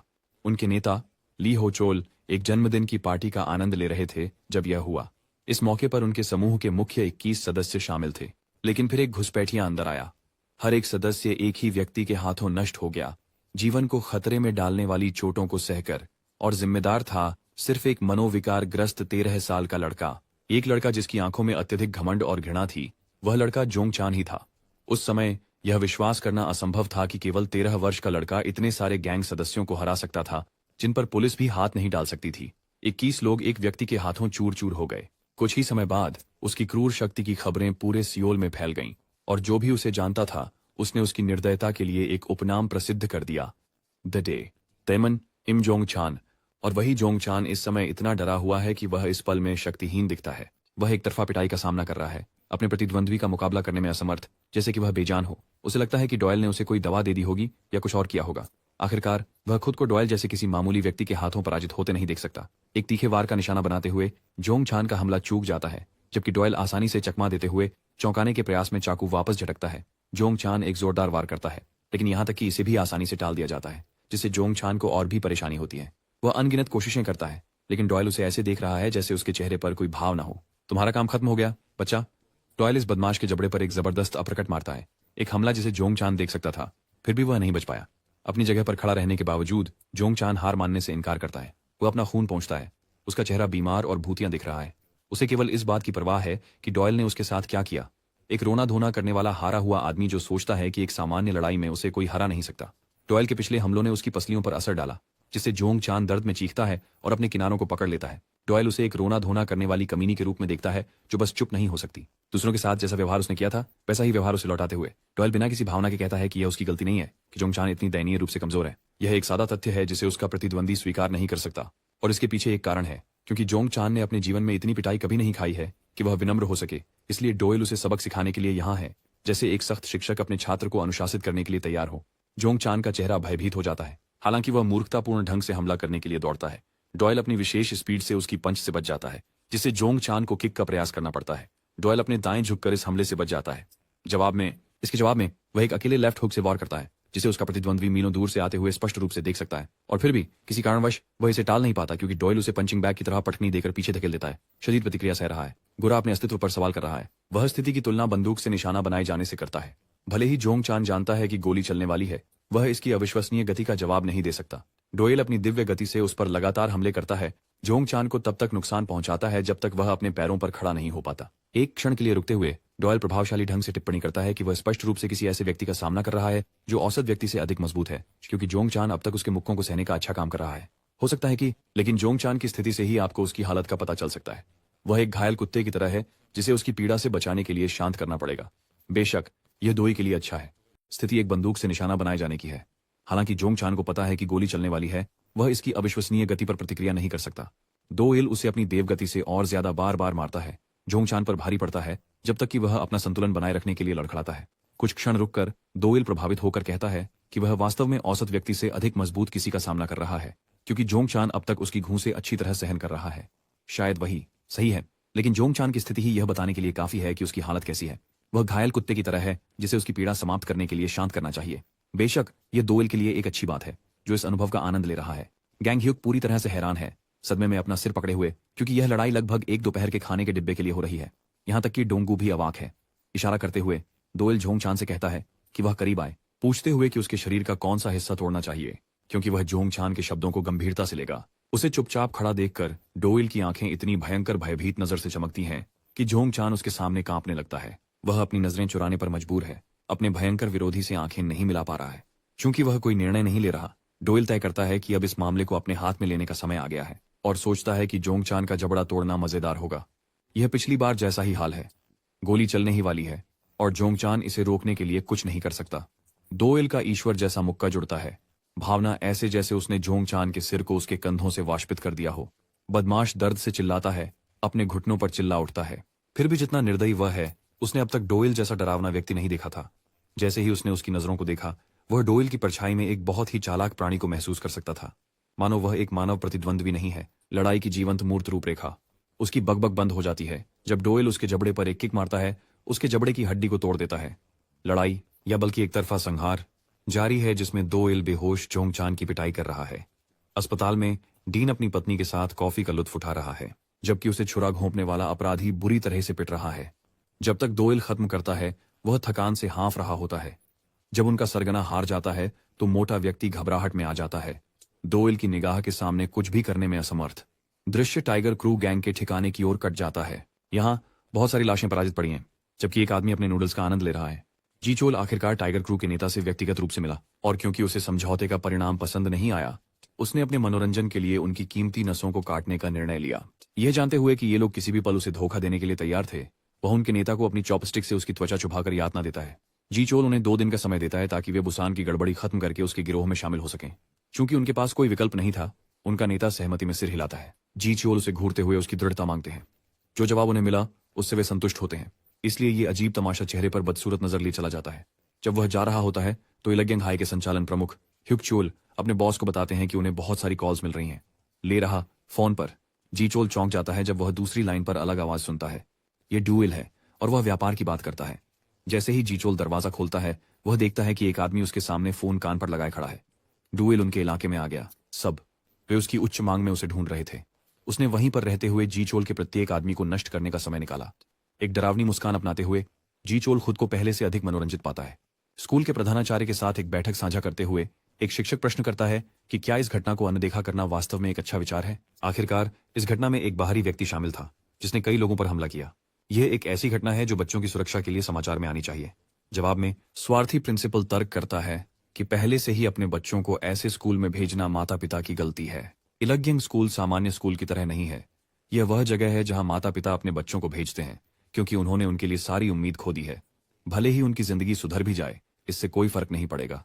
कोई भी इलग्यंग हाई के मूल्य की परवाह नहीं करता और आगे की समस्याओं से बचने के लिए प्रधानाचार्य इसे और बड़ा मुद्दा नहीं बनाना चाहते। यह कमजोर डरपोक सोचता है कि दर्शकों को अनावश्यक रूप से शामिल नहीं होना चाहिए क्योंकि पर्दे के पीछे कुछ और गंभीर चल रहा है। और चलिए लौटते हैं हमारे लड़के की ओर जो ऑपरेशंस प्रमुख की पिटाई कर रहा है। ह्युक चोल भारी गिरावट को झेलता है, वापस लुढ़कता है और अपने प्रतिद्वंद्वी की स्थिति देखने के लिए लौटता है। वह समझ सकता था कि डुएल ने अभी जूडो मूव का इस्तेमाल किया। फाइटर उठता है और ह्युक चोल के सामने खड़ा होता है, जिसे समझ नहीं आता कि इस आदमी की क्या मंशा है। यह वही स्थिति है जो जोंग चान के साथ हुई थी। वे उसके हमलों को आते हुए देख सकते हैं, लेकिन उनके पास उन्हें बचने के लिए जल्दी प्रतिक्रिया नहीं है। अब ह्युक चोल एक समझदार लड़ाकू है और वह स्पष्ट रूप से समझता है कि वह सीधी प्रतियोगिता में नहीं जीत सकता। हालांकि जैसे ही वह डुएल के शरीर को पकड़ लेता है, लड़ाई खत्म हो जाती है। अपनी भावनाओं में बहकते हुए ह्युक चोल ऐसा ही करने की कोशिश करता है। उसका विशाल हाथ डुएल से चूक जाता है, इसलिए वह उसे पकड़ने के लिए अपने दूसरे हाथ का उपयोग करता है। एक बार और अधिक। डुएल पीछे हटते हैं आसानी से बचते हुए, और फिर अचानक झुककर अपने प्रतिद्वंद्वी को आश्चर्यचकित कर देते हैं। डोयल उसके चेहरे और पेट पर दोनों पैर मारता है, उसे पीछे धकेलते हुए। यह सुनिश्चित करने के लिए कि वह उठने न पाए, वह युगचोल के चेहरे पर निसंकोच मुक्का मारता है, उस पर बिना किसी रुचि के घूरते हुए। कुछ समय पहले उसने डोंगू के लड़खड़ाते शरीर को उठाया था, जिसे एहसास हुआ कि उसकी नाक पर जो निशान मिला है वह कुछ समय तक रहेगा, और निश्चित रूप से जब भी वह आईने में देखेगा उसे इस निशान की याद आएगी। डोयल उसे ऐसे बुनियादी सवाल पूछने के लिए परेशान करने वाला समझता है, लेकिन डोंगू वह उलझन में है। वह इतनी बार पिटाई का हिस्सा रहा है बिना कुछ किए। वह सोचता है कि यह अनुचित है कि उसे अपने शरीर पर चोट के निशान के साथ रहना है। लड़ाई के दृश्य पर लौटते हुए ह्यंगचुल खुद को संभालने में व्यस्त है, जबकि दो इल अपना जबड़ा ऊपर की ओर घुटने के प्रहार से मार रहा है। इतनी क्रूर पिटाई का सामना करते हुए ह्यंगचुल समझ नहीं पा रहा है कि दो इल के मन में क्या चल रहा है, क्योंकि वह अपने किसी भी हमले को रोक नहीं रहा है। जब भी वह हमला करता है, ऐसा लगता है जैसे वह अपने पापानेट को मारने का लक्ष्य बना रहा है। ह्यंगचुल की अपनी पृष्ठभूमि की कहानी है। उसे हमेशा एक विशेष व्यक्ति के रूप में सराहा जाता था, जिसके पास एक अनोखी प्रतिभा थी। उस समय जीचुल ने उसे अपना दाहिना हाथ बनने के लिए हाथ बढ़ाया। ह्यंगचुल को उनके नेता द्वारा विशेष माना गया था, एक आदमी जिसे कभी नीचा नहीं देखा जा सकता था जब तक उसने डोयल से मुलाकात नहीं की। इसलिए वह अपने प्रतिद्वंदी को मारने की आखिरी कोशिश करता है। हमेशा की तरह हमारा लड़का अपने पैरों पर हल्का है और बच जाता है, जो उसे पहले से ज्यादा हताशा से भर देता है। कुछ और हमले होते हैं जिसमें ह्यंगचुल आक्रामक होता है, अपने प्रतिद्वंदी को मनोवैज्ञानिक दबाव में डालने के लिए जो कर सकता है करता है, उसे भ्रमित करने के लिए कुछ दिखावे भी जोड़ता है। उसकी योजना डोयल को एक मुश्किल में फंसाने की है, और जैसे ही वो ऐसा करता है, डोयल के लिए केवल निश्चित मृत्यु का इंतजार है जब वह उसे जमीन पर पटक देगा, या कम से कम यही वह सोचता है कि ऐसा होगा, क्योंकि डोयल सरलता से उसके वजन को जगह में लॉक करके फेंकने को रोक देता है। विशेष चाल जिसे ह्यंगचुल ने बहुत मेहनत से लागू करने की कोशिश की, वजन बदलने की तकनीक के कारण असफल रही, जिससे डोयल अपने स्थान पर बना रहा। यह तकनीक केवल पेशेवरों को ही पता होती है, जिससे ह्यंगचुल को और भी बड़ा झटका लगता है, और अब अपने खुद के सुंदर सुप्लेक्स को देने के लिए डोयल अपनी पीठ को जमीन पर पटक देता है, जिससे उसे तेज दर्द का झटका लगता है। इस लड़के ने उसे उन्हीं के खेल में हरा दिया, ह्यंगचुल की तकनीक को पूरी तरह से नष्ट कर दिया। भले ही वजन में पूरी तरह से फर्क है, डोयल का अस्तित्व ही वास्तविकता को चुनौती देता है। कुछ होश में लौटते हुए और हमले से उबरते हुए ह्यंगचुल एक शक्तिशाली किक अपनी ओर आते हुए देखता है। डोंगू के शब्दों की तरफ लौटते हुए उसने डोयल से वादा किया कि जितना पैसा वह मांगेगा उसे देगा, बस इतना ही कि वह उसे अपना दोस्त समझे। हमारा लड़का ह्यंगचुल के शरीर को गुब्बारे की तरह दूर फेंक देता है। उसका चेहरा तब भी भावहीन रहता है जब वह डोंगू की सच्ची गुहार को सुनता है। यहां तक कि जब वह ह्यंगचुल के शरीर पर झुका हुआ है, वह उस पल को याद करता है जो उसने डोंगू के साथ साझा किया था। डोयल मुसीबत में फंस जाता है जब कई पुलिसकर्मी उसे वहीं पकड़ लेते हैं। याद है उसने बाकी लोगों की कैसे पिटाई की थी? हाँ, खैर, उनमें से एक ने पुलिस को बुला लिया। वे उसे गिरफ्तार करना चाहते हैं, तभी अचानक एक पुलिसकर्मी के चेहरे पर ईंट से प्रहार होता है। ये जीचुल है, और यह आदमी पुलिस अधिकारी पर हमला करने के लिए एक बहुत बड़ा खतरा है। दूसरा आदमी इस साइकोपैथ को गिरफ्तार करने की कोशिश करता है, लेकिन वह उसे जल्दी से एक शक्ति की तरह हटा देता है। उनके दोनों के नीचे गिरने के बाद जीचुल खुद को संभालता है, डीएल की ओर उत्साह से देखते हुए। हिंसा के माध्यम से उसने जो कुछ भी कभी चाहा सब हासिल करके गैंग लीडर मानता है कि यह जीवन जीने का सबसे आसान तरीका है। जब वह केवल मस्ती करना चाहता है तो वह दूसरों को उसे रोकने नहीं दे सकता। गैंग का नेता यहां तक कि डोयल के साथ दोस्त बनने की पेशकश करता है, यह तर्क देते हुए कि वह हमारे लड़के की क्षमता को बेहतर बनाने में मदद कर सकता है। क्या? और गिरोह को उनकी पूरी समर्थन मिलेगा। उसने जापान के याकुजा ओकिता ग्रुप के मुखिया का जिक्र इसलिए किया क्योंकि हिंसा आसानी से पैसे का शोषण करती है। वह अपना प्रस्ताव दो इल को बढ़ाता है, जिसे उसे खुश करने में कोई दिलचस्पी नहीं है, और शुरुआत से ही अपनी पूरी स्पीड पर आ जाता है। उसकी मुट्ठी एक ही वार में जीचुल के चेहरे को नष्ट कर देती है। डोयल एक धमाका करता है। वही है जिसने अपने हाथों से याकुजा बॉस को मारा। यह आदमी इस गति से अदम्य है। मुख्य प्रिंसिपल के संबंध में हुई बातचीत पर वापस आते हुए वह याद करता है कि उसने एक कांग्रेस के सदस्य के साथ एक पेय साझा किया था। मुख्य प्रिंसिपल का मानना है कि उनके स्कूल का एक छात्र शीर्ष व्यवसाय क्लबों से महत्वपूर्ण जानकारी चुराने के लिए जिम्मेदार है। जहां तक लड़ाई का सवाल है, यह जानकर आप चौंक जाएंगे कि जीचुल ने वास्तव में समय रहते डोयल के हमले को रोक दिया। अपने चेहरे पर मुस्कान उकेरते हुए गैंग का नेता समझ जाता है कि डोयल प्रस्ताव को मनोरंजन नहीं करना चाहता। डोयल उसे एक घूरने वाला तोता कहकर गाली देता है, जो बार बार वही बात किसी को सुनाता रहता है, जो वास्तव में हाई स्कूल का छात्र नहीं है। हमेशा की तरह हमें एक विस्मयकारी जानकारी मिलती है, जिसकी मुझे उम्मीद है कि यह अब तक देखी गई किसी भी चीज से अधिक मनोरोगी होगी। एक युवा जीचुल ने यह समझ लिया कि हत्यारे बुरे नहीं होते, क्योंकि मौत जीवन का हिस्सा होती है। इतिहास के सबसे प्रसिद्ध हत्यारों में से एक अल्बर्ट बंडी ने तर्क दिया कि उसने केवल अपने पीड़ितों की मौत के समय को बदला। अल्बर्ट बंडी 30 महिलाओं की हत्या के लिए जिम्मेदार था। हालांकि इस कमीने जीचुल ने एक शिशु पर उबलता हुआ पानी डाला। जीचुल मूलतः एक इमो था, जिसने कम उम्र में चीजों को हद से आगे बढ़ा दिया, और इसे एक चरण बनाने के बजाय उसने इसे अपना पूरा जीवन बना लिया। उसे दूसरों की हत्या करना वास्तव में कूल लगता था, जो उसकी पागलपन को अच्छी तरह से दर्शाता है। जब उससे पूछा गया कि उसने अपने भाई को मारने की कोशिश क्यों की, तो जीचुल ने जवाब दिया कि उसे जी हो की बकवास से चिढ़ होती थी। हालांकि कई बार बच्चे को चेतावनी दी गई, लेकिन वह सुनने से मना करता था, इसलिए वही गलत था और उसे इसकी सजा भुगतनी पड़ी। अब जीचुल की स्थिति उस प्रसिद्ध सीरियल किलर के समान थी, उसे अपने अपराधों के लिए दंडित किया गया और अंततः अपने कर्मों के परिणाम भुगतने पड़े। हालांकि दुनिया में कई लोग बिना परिणाम भुगते स्वतंत्र रूप से काम करते हैं। उदाहरण के लिए साकाई बुशिरो, ओकिटा के समूह के एक आक्रमण नेता, वही व्यक्ति जिस पर दुश्मन संगठन के 7 सदस्यों की हत्या का संदेह था। हर मुकदमे में उसे कभी दोषी नहीं पाया गया। युवा जिचोल ने ध्यानपूर्वक देखा कि कई राजनीतिक हस्तियों को वह सजा नहीं मिली जो उसे मिली थी। तभी उन्होंने यह अपना जीवन लक्ष्य बना लिया कि वह जितना हो सके उतना धन और शक्ति प्राप्त करें, ताकि वह सजा भुगतने के परिणामों से मुक्त हो सके, ताकि वह दूसरों के लिए मृत्यु का समय तय कर सके, ताकि वह ईश्वर बन सके। बड़ा होकर वह अपने छोटे भाई के साथ बातचीत करने के लिए लौटा, जिसका आधा चेहरा उसके बड़े भाई के हमले के कारण पूरी तरह से खराब हो गया था। जी चोल इस रहस्य को प्रकट करता है कि उसने अपने छोटे भाई को मारने की कोशिश क्यों की। यह इसलिए था क्योंकि वह नहीं चाहता था कि वहां उसका दूसरा संस्करण हो। आखिरकार उसकी समझ में दुनिया में केवल एक ही भगवान का होना सही था। अब डोएल के सामने खड़े होकर गैंग के नेता ने अपनी विचारधारा प्रकट की, लेकिन डोएल को फर्क नहीं पड़ता और वह एक तेज किक के लिए जाता है, जिसे उसका प्रतिद्वंदी वास्तव में बचा लेता है। वह डोएल के हर वार को पकड़ लेता है। हालांकि जी चोल पूरी तरह से इस मुठभेड़ से अनहोनी से बच नहीं सका, न कि वास्तव में उसके सिर पर एक घाव हो गया। जी चोल इस बात से हैरान है कि उसका प्रतिद्वंदी उससे भी जल्दी कैसे चल सकता है, जिसे डोएल स्पष्ट करता है। वह उस कमबख्त को यह भी साफ करता है कि वो बस मजाक कर रहा है, लेकिन अब उसे शक होने लगा है कि जी चोल साधारण व्यक्ति से परे है। इसके लिए बॉस स्वीकार करता है कि उसने अपने जीवन में कई लोगों से आगे बढ़कर हासिल किया। वह वही है जिसने योंगब्यूंग को हरा दिया और अपनी हर चाल में खून की लकीर छोड़ दी। और फिर भी यह पहली बार है जब वह किसी ऐसे व्यक्ति से मिला है जैसे डोएल। उसे एक दिलचस्प व्यक्ति मानते हुए जी चोल पूरी गति से उन पर आक्रमण करता है। डोएल के घूंसे जैसे ही एक प्रसिद्ध प्रहार करता है।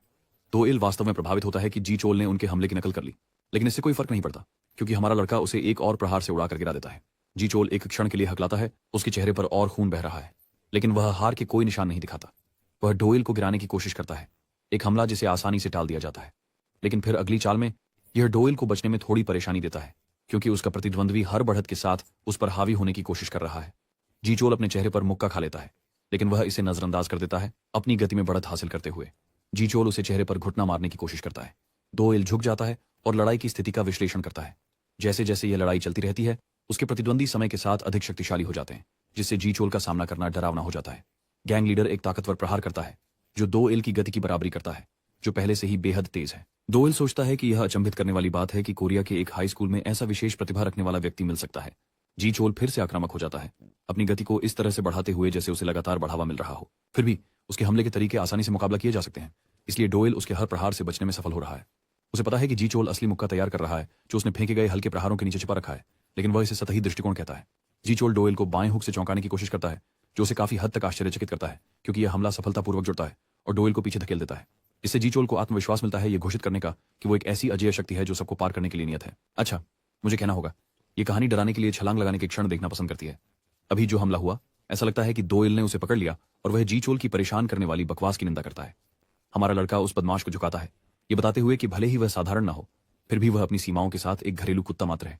उसकी गुस्से वाली बातों को सुनकर जी चोल का शरीर भयंकर क्रोध से उबलने लगता है और एक पल में तुरंत वह अपने चेहरे के दाहिने हिस्से में एक तेज सनसनी महसूस करता है। वह यह समझ नहीं पाता कि यह कैसे हो सकता है, भले ही उसने अपने प्रतिद्वंद्वी की हरकत को महसूस भी नहीं किया था। उसके लिए डोएल एक अवतार की तरह दिखता है, मौत का प्रतिनिधित्व, एक भयानक प्राणी जो जी चोल को उसकी अस्थिरता की याद दिलाने आया है। शून्यता में डूबते हुए जी चोल को एहसास होता है कि वह वही सजा भुगत रहा है जो हर हत्यारे को भुगतनी पड़ती है। उसका शरीर डोएल के प्रत्येक हमले से नष्ट हो जाता है। जब यह हो रहा है, ऊंग सोक, जो नामपो यूरिम गैंग में दूसरे स्थान पर है, यह देखने के लिए आता है कि क्या चल रहा है, क्योंकि उसने जी चोल से कुछ नहीं सुना है। वह टिप्पणी करता है कि सेओकडो जैसे किसी के साथ जुड़ना लोगों को एक आपदा तक ले जाने के लिए नियत है। अपनी भयावहता और आश्चर्य के बीच वे जमीन पर पुलिस वालों के शव देखते हैं और उसके ठीक आगे डोएल उनके बॉस के ऊपर खड़ा है, जिनका शरीर अब मरम्मत से परे विकृत हो चुका है। ऊंग स्योक के पास कहने के लिए शब्द नहीं है, वह उसके सामने के दृश्य को समझ नहीं पा रहे हैं, जबकि डोएल उसे अपनी ठंडी नजरों से घूरता है। 11 देशों में नामपो उरीम के नेता जू ह्यून इस दृश्य से हैरान है। ऊंग सुक टाइगर क्रू गैंग के अवशेषों को देखकर भयभीत है और अब जी चोल की स्थिति देखकर यह कहना सुरक्षित है कि उसे स्थायी क्षति हुई। उनके नेता ह्यून वह थे जिन्होंने हस्तक्षेप कर उसे रोका। वह वही है जिसने जी चोल को दयनीय बना दिया। लेकिन ऊंग सोक सोचता है कि उस व्यक्ति को स्वतंत्र छोड़ देना सही कदम था या नहीं। समझदारी से ह्यून तर्क करते हैं कि उन्हें बिना योजना के काम में नहीं लग जाना चाहिए। दृश्य पुलिस स्टेशन में कट जाता है, जहां पार्क चोंगसिक, एक भ्रष्ट पुलिस अधिकारी, को धमकी दी जा रही है कि उसकी जानकारी को एक रैंडम ऐप द्वारा हैक किया जा रहा है। उन्हें उन सभी भयानक अपराधों के बारे में पता है जिन्हें उसने प्राप्त घूस के बदले जाने दिया, और उनमें से प्रत्येक के साथ सबूत भी संलग्न है। उसे धमकी देने वाला व्यक्ति एक सूची की जांच करना चाहता है, वरना चोंग से की जिंदगी हमेशा के लिए बर्बाद हो जाएगी। अब हियोन पर वापस आते हैं। वह कहता है कि जो उसने देखा उसके आधार पर दोयल को हल्के में नहीं लेना चाहिए। यह निश्चित है कि अगर वह गैंग्स के साथ उलझता रहा तो वह उनसे टकरा ही जाएगा। एक हल्के फुल्के अंदाज में मीना उस दिन का जश्न मना रही है और दोयल को उनका राजा और नेता बना लिया है। उसके द्वारा दक्षिणी सियोल पर कब्जा करने की खबरें समाचारों में आ रही हैं। जो कोई अपराध करता है उसका पीछा किया जाएगा। अब कोई भी गुंडा सनमून में किसी को तंग करने का मौका नहीं पाएगा। मीना सोचती है कि सोशल मीडिया के युग में पर्चे बांटना अप्रासंगिक हो रहा है, लेकिन जब आप वास्तव में इस पर विचार करते हैं तो कौन एनीमे क्लब के गीक्स के सोशल्स की जांच करेगा। बदमाश नौकरी खोने पर शिकायत कर रहे हैं, जो कि मजेदार है अगर आप इस पर ध्यान दें। डॉयल परवाह नहीं करता और अपने कान बंद कर लेता है। रास्ते में वापसी करते समय डोंग गू कहता है कि उसने डॉयल के लॉकर में बोनस धन जोड़ा है। उसके आगमन के बाद से स्कूल के छात्र शांति से जी रहे हैं। आखिरकार ये हो रहा है। हाई स्कूल अब युद्ध का मैदान नहीं रहेगा। उसने कभी उम्मीद नहीं की थी कि डॉयल इलग्यंग हाई गैंग के पूरे समूह को नष्ट कर देगा।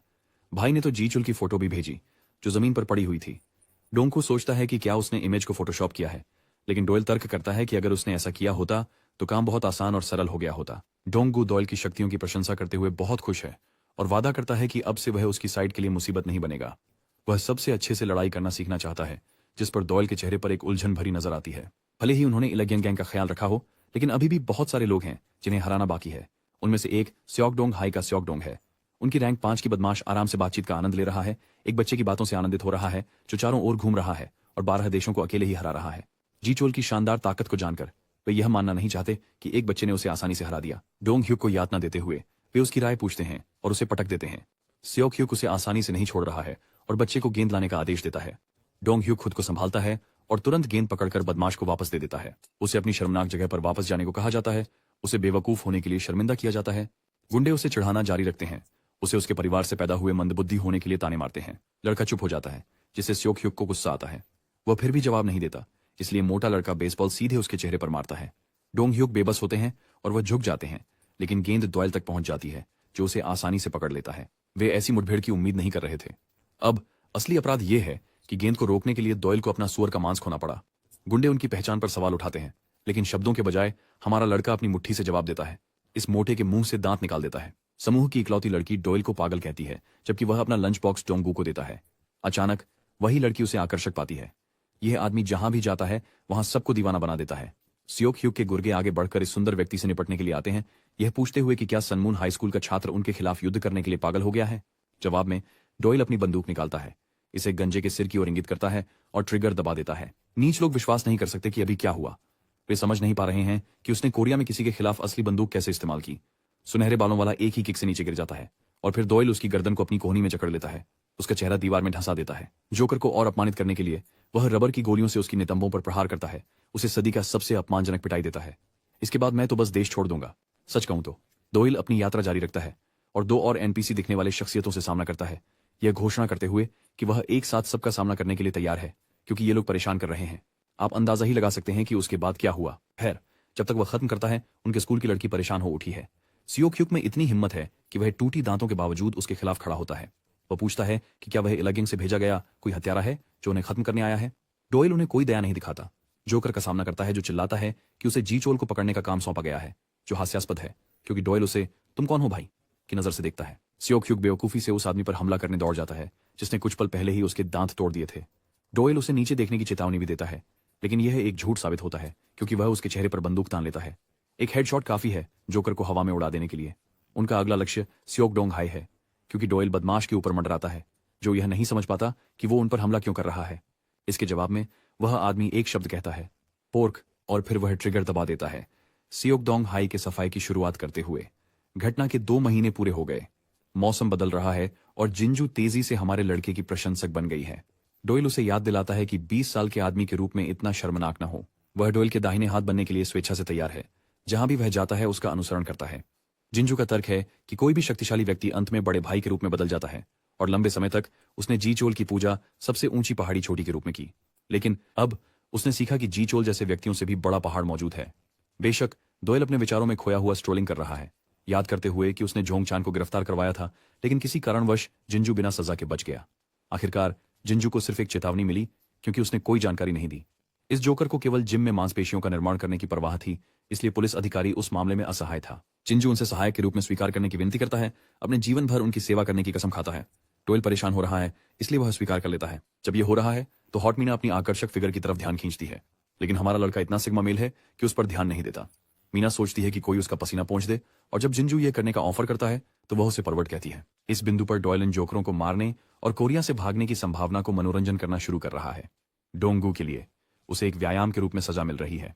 बेचारा इस बिंदु पर डॉयल इन जोकरों को मारने और कोरिया से भागने की संभावना पर विचार करने लगा है। जहां तक डोंगू की बात है, उसे एक अभ्यास के रूप में सजा मिल रही है। बेचारा नहीं जानता कि उसके साथ मजाक किया जा रहा है या उसे प्रशिक्षित किया जा रहा है। उसने इसे चाहा था, इसलिए उसे मजबूर किया जा रहा है कि वह अपने शारीरिक शरीर, विशेष रूप से अपने निचले शरीर का प्रशिक्षण करे। भले ही डॉयल ने अभी तक उसे एक भी तकनीक नहीं सिखाई है, हमारा लड़का परवाह नहीं करता अगर वह शिकायत या रोना भी करे। वो बस अपने तरीके से चीजें संभाल रहा है। बाद में डोयल सियोक डोंगहे के उन्मूलन के लिए 6 लाख वॉन की मांग करता है। प्रदर्शन बोनस एक बहुत ऊंची राशि है। यद्यपि वह केवल 1 लाख होना चाहिए, डोयल तर्क देता है कि सियोक डोंगहे को हराने के लिए बहुत अधिक प्रयास की आवश्यकता होगी, क्योंकि वह बस अभी जिस गिरोह को समाप्त किया है उसने पहले से ही अपना शोध कर लिया है। लेकिन डोयल चौथी दीवार तोड़ता है और तर्क देता है कि जो दुश्मन बाद में आते हैं वे हमेशा अधिक मजबूत होते हैं, एक नियम कथा में। और जब डोंगू के साथ एक परेशान करने वाले टीम के साथी के रूप में काम करने की बात आती है तो चीजें और भी कठिन हो जाती हैं। डोयल ने उसे इतना प्रशिक्षण देने के लिए सहमति दी कि वह मरकर उसका सर्वश्रेष्ठ साबित कर सके, और अब यही समय है कि वह ऐसा करे। वह चाहता है कि डोंगू अपने पहले प्रतिद्वंद्वी पार्क कांग वुक को पराजित करे। अब स्कूल में सबसे ताकतवर व्यक्ति कांग वुक है, क्योंकि बाकी बुली डर के मारे ट्रांसफर हो गए हैं। वह चाहता है कि डोंगू कांग वुक को हराकर सुमुन क्षेत्र पर खुद कब्जा कर ले। डोंगू समझ नहीं पा रहा है कि यह कैसे होगा, क्योंकि डोयल पहले से ही बॉस है। लेकिन हमारा लड़का तर्क करता है कि उसकी क्षमता विश्वस्तरीय है और एक छोटे से हाई स्कूल तक सीमित नहीं है। डोंगहू खुद को एक कठोर बॉस के रूप में स्कूल को नियंत्रित करते हुए देखता है। डोयल उसे बताता है कि अगर वह स्कूल पर काबू पाता है तो वे एक ही हफ्ते में सामूहिक रूप से सियोकड़ों को ध्वस्त कर सकते हैं। वापस कक्षा में छात्र डोंगहू के कांगवूक को आमने सामने की लड़ाई के लिए चुनौती देने की अफवाहें फुसफुसा रहे हैं। वे सोचते हैं कि क्या डोंगहू का रवैया बदल गया है स्थानांतरित छात्र से मिलने के बाद, क्योंकि उसने पहले कभी ऐसा नहीं किया होता।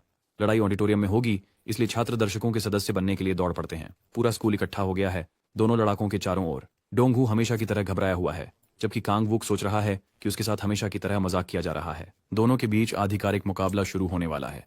जहां तक डॉयल की बात है, वह तेजी से जीचोल को जमीन पर पटकने के लिए जिम्मेदार पोस्टर बॉय बन गया है। हर एक प्रत्यक्षदर्शी इस तथ्य की पुष्टि करता है।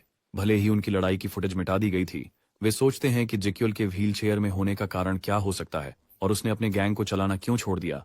यहां तक कि वे यह भी मान लेते हैं कि नेशनल फेडरेशन ने उसे रोकने के लिए जिम्मेदार था। फिर भी ये समझ नहीं आता कि सुमुने हाई स्कूल के कमजोर लोग इस हद तक मनोविकार को कैसे हरा सकते थे। इसके बावजूद 12 राष्ट्रों को धोखा देने के लिए तैयार कुछ नीच लोग थे, और यह सोच में डूबा भुजंग उन चूहों का ख्याल रखने के लिए यहाँ है।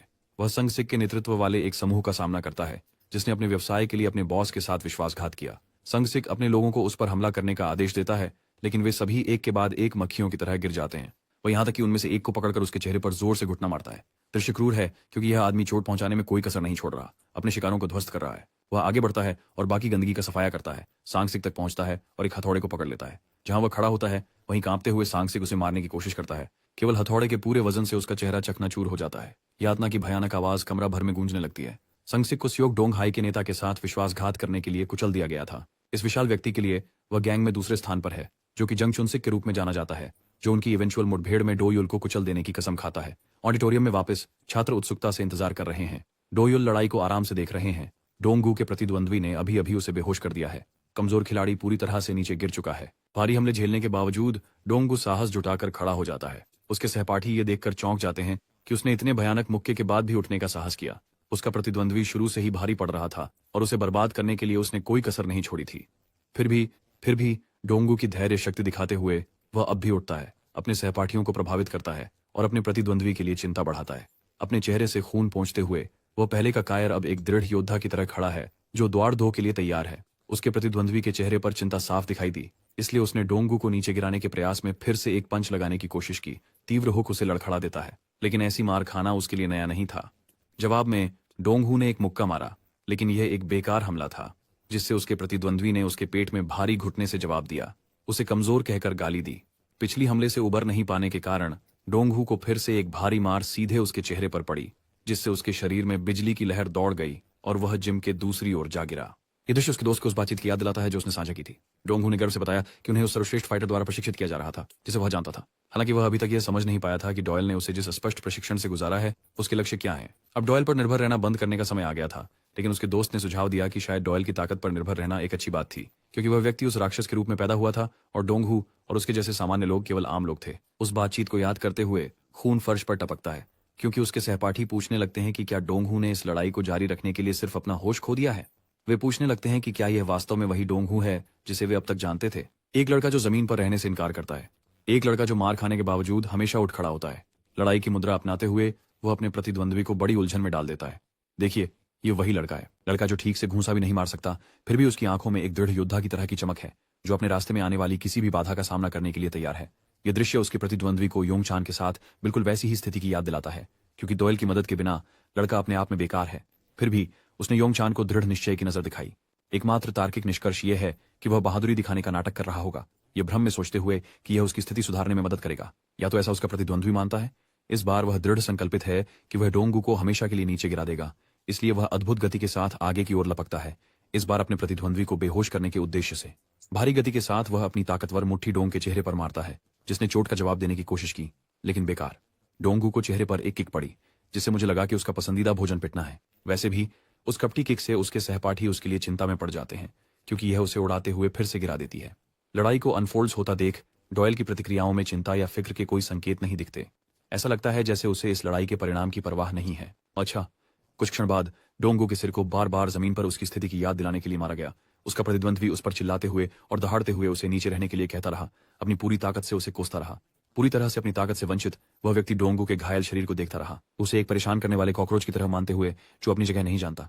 लड़ाई खत्म होती दिख रही है, क्योंकि उसका प्रतिद्वंद्वी गुस्से में हट जाता है। जो कोई भी उसके करीब आता है उसे धक्का देते हुए। डोंगू और उसके दोस्त के बीच की बातचीत जारी रखते हुए वह रुका और इस बात से सहमत हुआ कि डुएल और वे बहुत अलग थे। वह कभी भी डॉयल की तरह एक राक्षस बनने की उम्मीद नहीं कर सकता, लेकिन वह वैसे भी यही नहीं चाहता है। जिम्नेजियम में एक तेज गूंज होती है। डोंगू पूछता है कि उसका प्रतिद्वंद्वी कहाँ भाग रहा है, जब लड़ाई अभी खत्म भी नहीं हुई है। ये कांगवुक को रोक देता है, जैसे किसी ने उससे अभी पूछा हो अंग्रेजी या स्पेनिश या कुछ और। जैसे ही कांगवुक मुड़ता है, उसका चेहरा देखने लायक नहीं रहता, जैसे उसने कोई भूत देख लिया हो। वह दांत पीसता है, दांत दबाए अपनी नाराजगी को काबू में करते हुए अपने प्रतिद्वंद्वी पर एक और वार के साथ सीधा हमला करता है। डोंगू को झोंबी कहते हुए वह एक पूरा स्विंग जाब डोंगू के चेहरे पर मारता है। इस तरह का हमला जो आपकी लड़ाई जारी रखने की प्रेरणा को लगभग छीन लेता है। फिर भी इतने दर्द का सामना करते हुए डोंगू स्थिति पर निराश होने के बजाय मुस्कुराता है। कांगवुक सोचता है कि लड़के ने अपना दिमाग खो दिया है, हालांकि हमला पूरी तरह से जुड़ा हुआ है, इसलिए इसमें दर्द न पहुंचाना असंभव है। तीव्र प्रतिक्रिया करते हुए डोंगू आक्रामक रूप से आगे बढ़ता है, जिससे कांगवुक घबराकर सतर्कता से बचता है। दृश्य उनके शिक्षक डोइल के साथ साझा की गई बातचीत की ओर बढ़ता है। कांगवुक जैसे प्रतिद्वंद्वी को कैसे हराना है, इस पर सवाल उठाते हुए तब डॉयल ने उन्हें एक आसान संकेत दिया कि वह निश्चित रूप से कांगवुक को हरा देगा, जिसका मतलब है कि अंततः वह जीत जाएगा जैसे जैसे लड़ाई जारी रही। और यही अभी हो रहा है, क्योंकि भले ही कांगवुक उसके पेट में एक जोरदार मारता है, डोंगू के चेहरे पर एक गुस्से वाला भाव है। ये लड़का अब पूरी तरह बदल गया है। कांगवुक को विश्वास नहीं हो रहा है कि वह वास्तव में किसी को मार रहा है, और उनकी प्रतिक्रिया ऐसी है। अपनी बातचीत में दोइल ने अपनी सोच समझाई। उसने बताया कि एक सामान्य लड़ाई 3 मिनट से ज्यादा नहीं चलती और उसके बाद केवल इच्छा शक्ति की आवश्यकता होती है, क्योंकि कांगवुक और डोंगवू के बीच भारी वजन का अंतर नहीं है। लड़ाई का एकमात्र निर्धारण कारक इच्छा शक्ति होगा, और यही डोंगवू के प्रशिक्षण का उद्देश्य रहा है इस पूरे समय के दौरान। हालांकि कांगवुक को ऐसी कोई उम्मीद नहीं है। इसका मतलब था कि 3 मिनट के बाद उसकी जीत की संभावना बढ़ जाएगी। लो और देखो, पहली मार लगती है। डोंगवू आखिरकार कांगवुक को एक शक्तिशाली प्रहार से जड़ देता है, जिससे वह लड़खड़ा जाता है। थकावट उसके पैरों को खोखला कर रही है। अपने बेवकूफ गुस्से की वजह से इस मूर्ख ने इस तरह की लड़ाई में बहुत अधिक ऊर्जा बर्बाद कर दी। इससे उसकी गति को बहुत हानि हुई, जिससे डोंगू को दूसरा हमला करने का मौका मिला। चेहरे पर एक दर्दनाक घुटना, जिससे कांगवुक अपने घुटने पर गिर जाता है। अपने प्रतिद्वंद्वी के लगभग बेकार हो जाने पर डोंगू एक शक्तिशाली पंचों का गुच्छा फेंकता है कांगवुक के शरीर पर, जैसे कि वह एक निष्क्रिय पंचिंग बैग हो। डोंगू एक मजबूत अपरकट के साथ खत्म करता है, जो कांगवुक की ठोड़ी पर लगता है। महीनों की ट्रेनिंग से बनी सहन शक्ति के कारण लड़ाई जीतने योग्य दिख रही है, लेकिन धोखा मत खाइए, लड़ाई अभी खत्म नहीं हुई है। जब डोंगू इसकी उम्मीद नहीं कर रहा था, तो उसे कांगवुक की मजबूत मुट्ठी ने नुकसान पहुंचाया। डॉयल की बातचीत पर लौटते हुए उसने उल्लेख किया कि उनकी रणनीति लड़ाई में जाने के लिए इच्छा शक्ति का उपयोग करना होगा, जो विशाल शारीरिक शक्ति के साथ जोड़ी जाएगी। कांगवुक जोरदार हमला करता है, लेकिन लड़ाई बराबर लगती है, क्योंकि डोंगू हर हमले का जवाब देता है। दोनों एक दूसरे पर प्रहार कर रहे हैं और फिर तुरंत जवाबी हमला कर रहे हैं। हर वार से उनके शरीर झटके से पीछे हो रहे हैं। डोयल ने उसे एक साधारण सलाह दी थी, जिसका पालन हर कोई कर सकता है। उसने कहा था कि जब वह खुद को सबसे कमजोर महसूस करे, उसी समय उसे अपनी शरीर से एक और प्रयास के लिए जोर लगाना चाहिए था। डोंगू उस सलाह को अपनी आत्मा में समेटता है जैसे ही वह आगे बढ़ता है। हर बार जब उसे उसके गुंडों द्वारा बेरहमी से पीटा गया था, उसे याद करता है कैसे कांगवुक ने हर मौके पर उसे बेवकूफ बनाया। उसके गुंडे उससे खेलते थे। उन सभी क्षणों को वह अपने लिए हथियार बनाता है। इस कमीने को धूल चटाने का एक कारण डोंगहू की आंखों में नए दृढ़ संकल्प की लौ है, लड़ने की इच्छा। वह अपने शरीर को आगे बढ़ाता है, अपने प्रदर्शन से अपने दोस्त को हैरान कर देता है। तभी उसे बातचीत के अंत में डोंगहू के शब्द याद आते हैं, जिसने निष्कर्ष निकाला कि वह स्वयं से खुश था और डॉयल जैसा नहीं बनना चाहता था। हर छात्र अपनी आंखें चौड़ी करता है, जबकि डॉयल उन्हें सबक सिखा रहा है। लड़ाई के परिणाम से अप्रभावित दिख रहे हैं। डोंगहू का अभिप्रलयकारी अप्रकट उसकी पूरी शक्ति से भी अधिक था। अंततः लड़ाई खत्म हो गई है, जंग जीत ली गई है। कांगवूक जमीन पर है, जबकि डोंगहू अपनी स्थिति बनाए हुए है। उसके दोस्त बड़ी जीत का जश्न मनाने के लिए दौड़ते हैं, उसे प्यार से गले लगाते हैं। डोंगहू अब कमजोर, दयनीय अंडरडॉग नहीं रहा। वह अपने हाई स्कूल का नया बॉस है, और सही मायने में ऐसा ही है। ब्लैकेट संगठन की रूसी शाखा की ओर एक सचिव ने उनके गुप्त संदेशवाहक को सभी आवश्यक विवरण भेज दिए हैं। स्कूल के दृश्य पर ध्यान केंद्रित करते हुए डॉयल वायरलेस हेडफोन का उपयोग करके किसी से बात कर रहा है, जिससे डोंगहू को बहुत आश्चर्य होता है। वह यह भी समझ नहीं पा रहा है कि डॉयल फोन पर किससे बात कर रहा है या वे जा कहाँ रहे हैं। हमारा लड़का इस बातूनी चिंता करने वाले को नहीं झेल सकता, जो उसे ढेर सारे सवालों से परेशान करता है। वादा अनुसार डॉयल एक हफ्ते के भीतर सियोकडोंग गैंग का सफाया करना चाहता है, और यहाँ उसका पहला निशाना है। कमरे के अंदर एक गुंडा एक पढ़ाकू को परेशान कर रहा है, जैसे कि यह किसी गिरोह में एक सामान्य मंगलवार हो। वे अचानक कहीं से आ धमके घुसपैठियों से मिलने पर नाराज हैं। डॉयल इस बात पर जोर देता है कि वह अपना वादा पूरा करने जा रहा है, और कुछ ही पलों में पूरा कमरा जमीन पर पड़े शरीरों से भर जाता है। उनका ग्रुप लीडर डॉयल की नजरों से मिलने से भयभीत है। यह देखकर आश्चर्यचकित है कि सामुन्हिये के पास उसकी तरह की ताकत है। यह व्यक्ति जांग सू है, जो सियोकडोंग गैंग में चौथे स्थान पर है। लेकिन हमेशा की तरह डॉयल एक असामान्य लड़ाई शैली के साथ उसे और उसके समूह को मारता है, अपने आसपास के अस्त्र का सही उपयोग करता है। जमीन पर डर के मारे कांपते हुए जांग सू एक डरावने सवाल का सामना कर रहा है। यह जीवन और मृत्यु के बीच का चुनाव है, जो दांव को और ऊंचा करता है। डॉयल उससे कहता है कि वह ध्यान से सुने कि वह क्या पूछने वाला है। पहली चीज जो वह जानना चाहता है वह है जुआ साइट, जिसके ये बदमाश संचालन कर रहे हैं, जिसका लक्ष्य युवा लोग हैं। डॉयल चाहता है कि यह जोकर नए इंस्टॉल किए गए ऐप पर जांगसू के आदमियों की संलिप्तता और सबूत सौंप दे। इस बिंदु पर जांगसू चकित है कि एक अजनबी उसके वेबसाइट के बारे में कैसे जानता है। दूसरी चीज जो डॉयल उसके लिए लाया है वह अपने बॉस वांग क्वोकहैंग को आगे बढ़ाने का आदेश है। यह डॉयल से सुमन हाई में मिलने की अंतिम तिथि है, और जब तक उसके पास समय है आत्मसमर्पण कर देना चाहिए। वह डोंगू की ओर इशारा करता है, सुमन हाई के बॉस के रूप में। क्वाकहू से स्कूल के बॉस के सामने घुटने टेकने की मांग करता है, और अगर वह ऐसा करता है तो कोई बेवजह की लड़ाई नहीं होगी।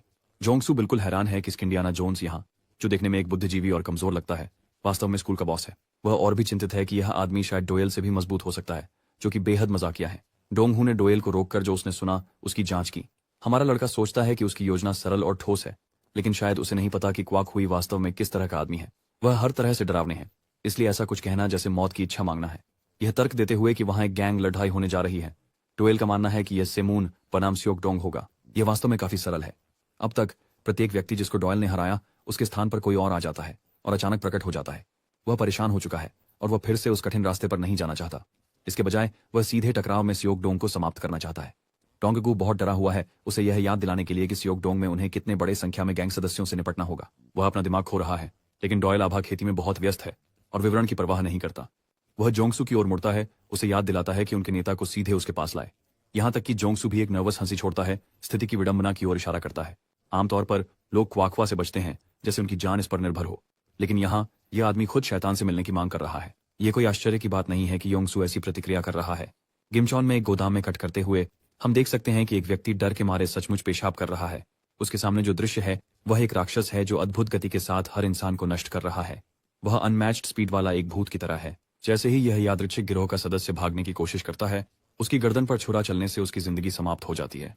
यह मनोरोगी केवल खुशी से मुस्कुराता है। जोंगसू यकीन नहीं कर सकता कि डॉयल वास्तव में उस आदमी से मिलना चाहता है जो बॉस है और हिंसक और अजेय माना जाता है। यह आदमी सचमुच सबके साथ लड़ाई कर रहा है, पूरे समूहों को बिना थके काट रहा है। दुर्भाग्यवश क्वाकवा एक व्यापार यात्रा पर व्यस्त है, इसलिए उसे अभी ढूंढना मुश्किल होगा। लेकिन जोंगसू वादा करता है कि वह डॉयल को उसके सियोल लौटने पर सूचित करेगा। यहाँ कहानी में मोड़ है। वह मनोरोगी जिसे हमने अभी देखा, जो अकेले ही समूहों को आसानी से हरा रहा था, वह वांग क्वाकुआई नहीं है। वास्तव में उसे सच्चा डर महसूस होता है जब सैतामा की डेथ फिस्ट उसके चेहरे की तरफ निशाना साधती है और वह एक ही मुक्के से उड़ जाता है और उसके दांत बाहर निकल जाते हैं। हालांकि मुझे लगा था कि बॉस भी जिकोल की तरह अस्त व्यस्त मनोरोगी होगा, लेकिन वास्तव में वह सूट में और गंभीर व्यक्ति है। सियोल गीचोल को व्हील चेयर पर हिरासत में रखा गया है।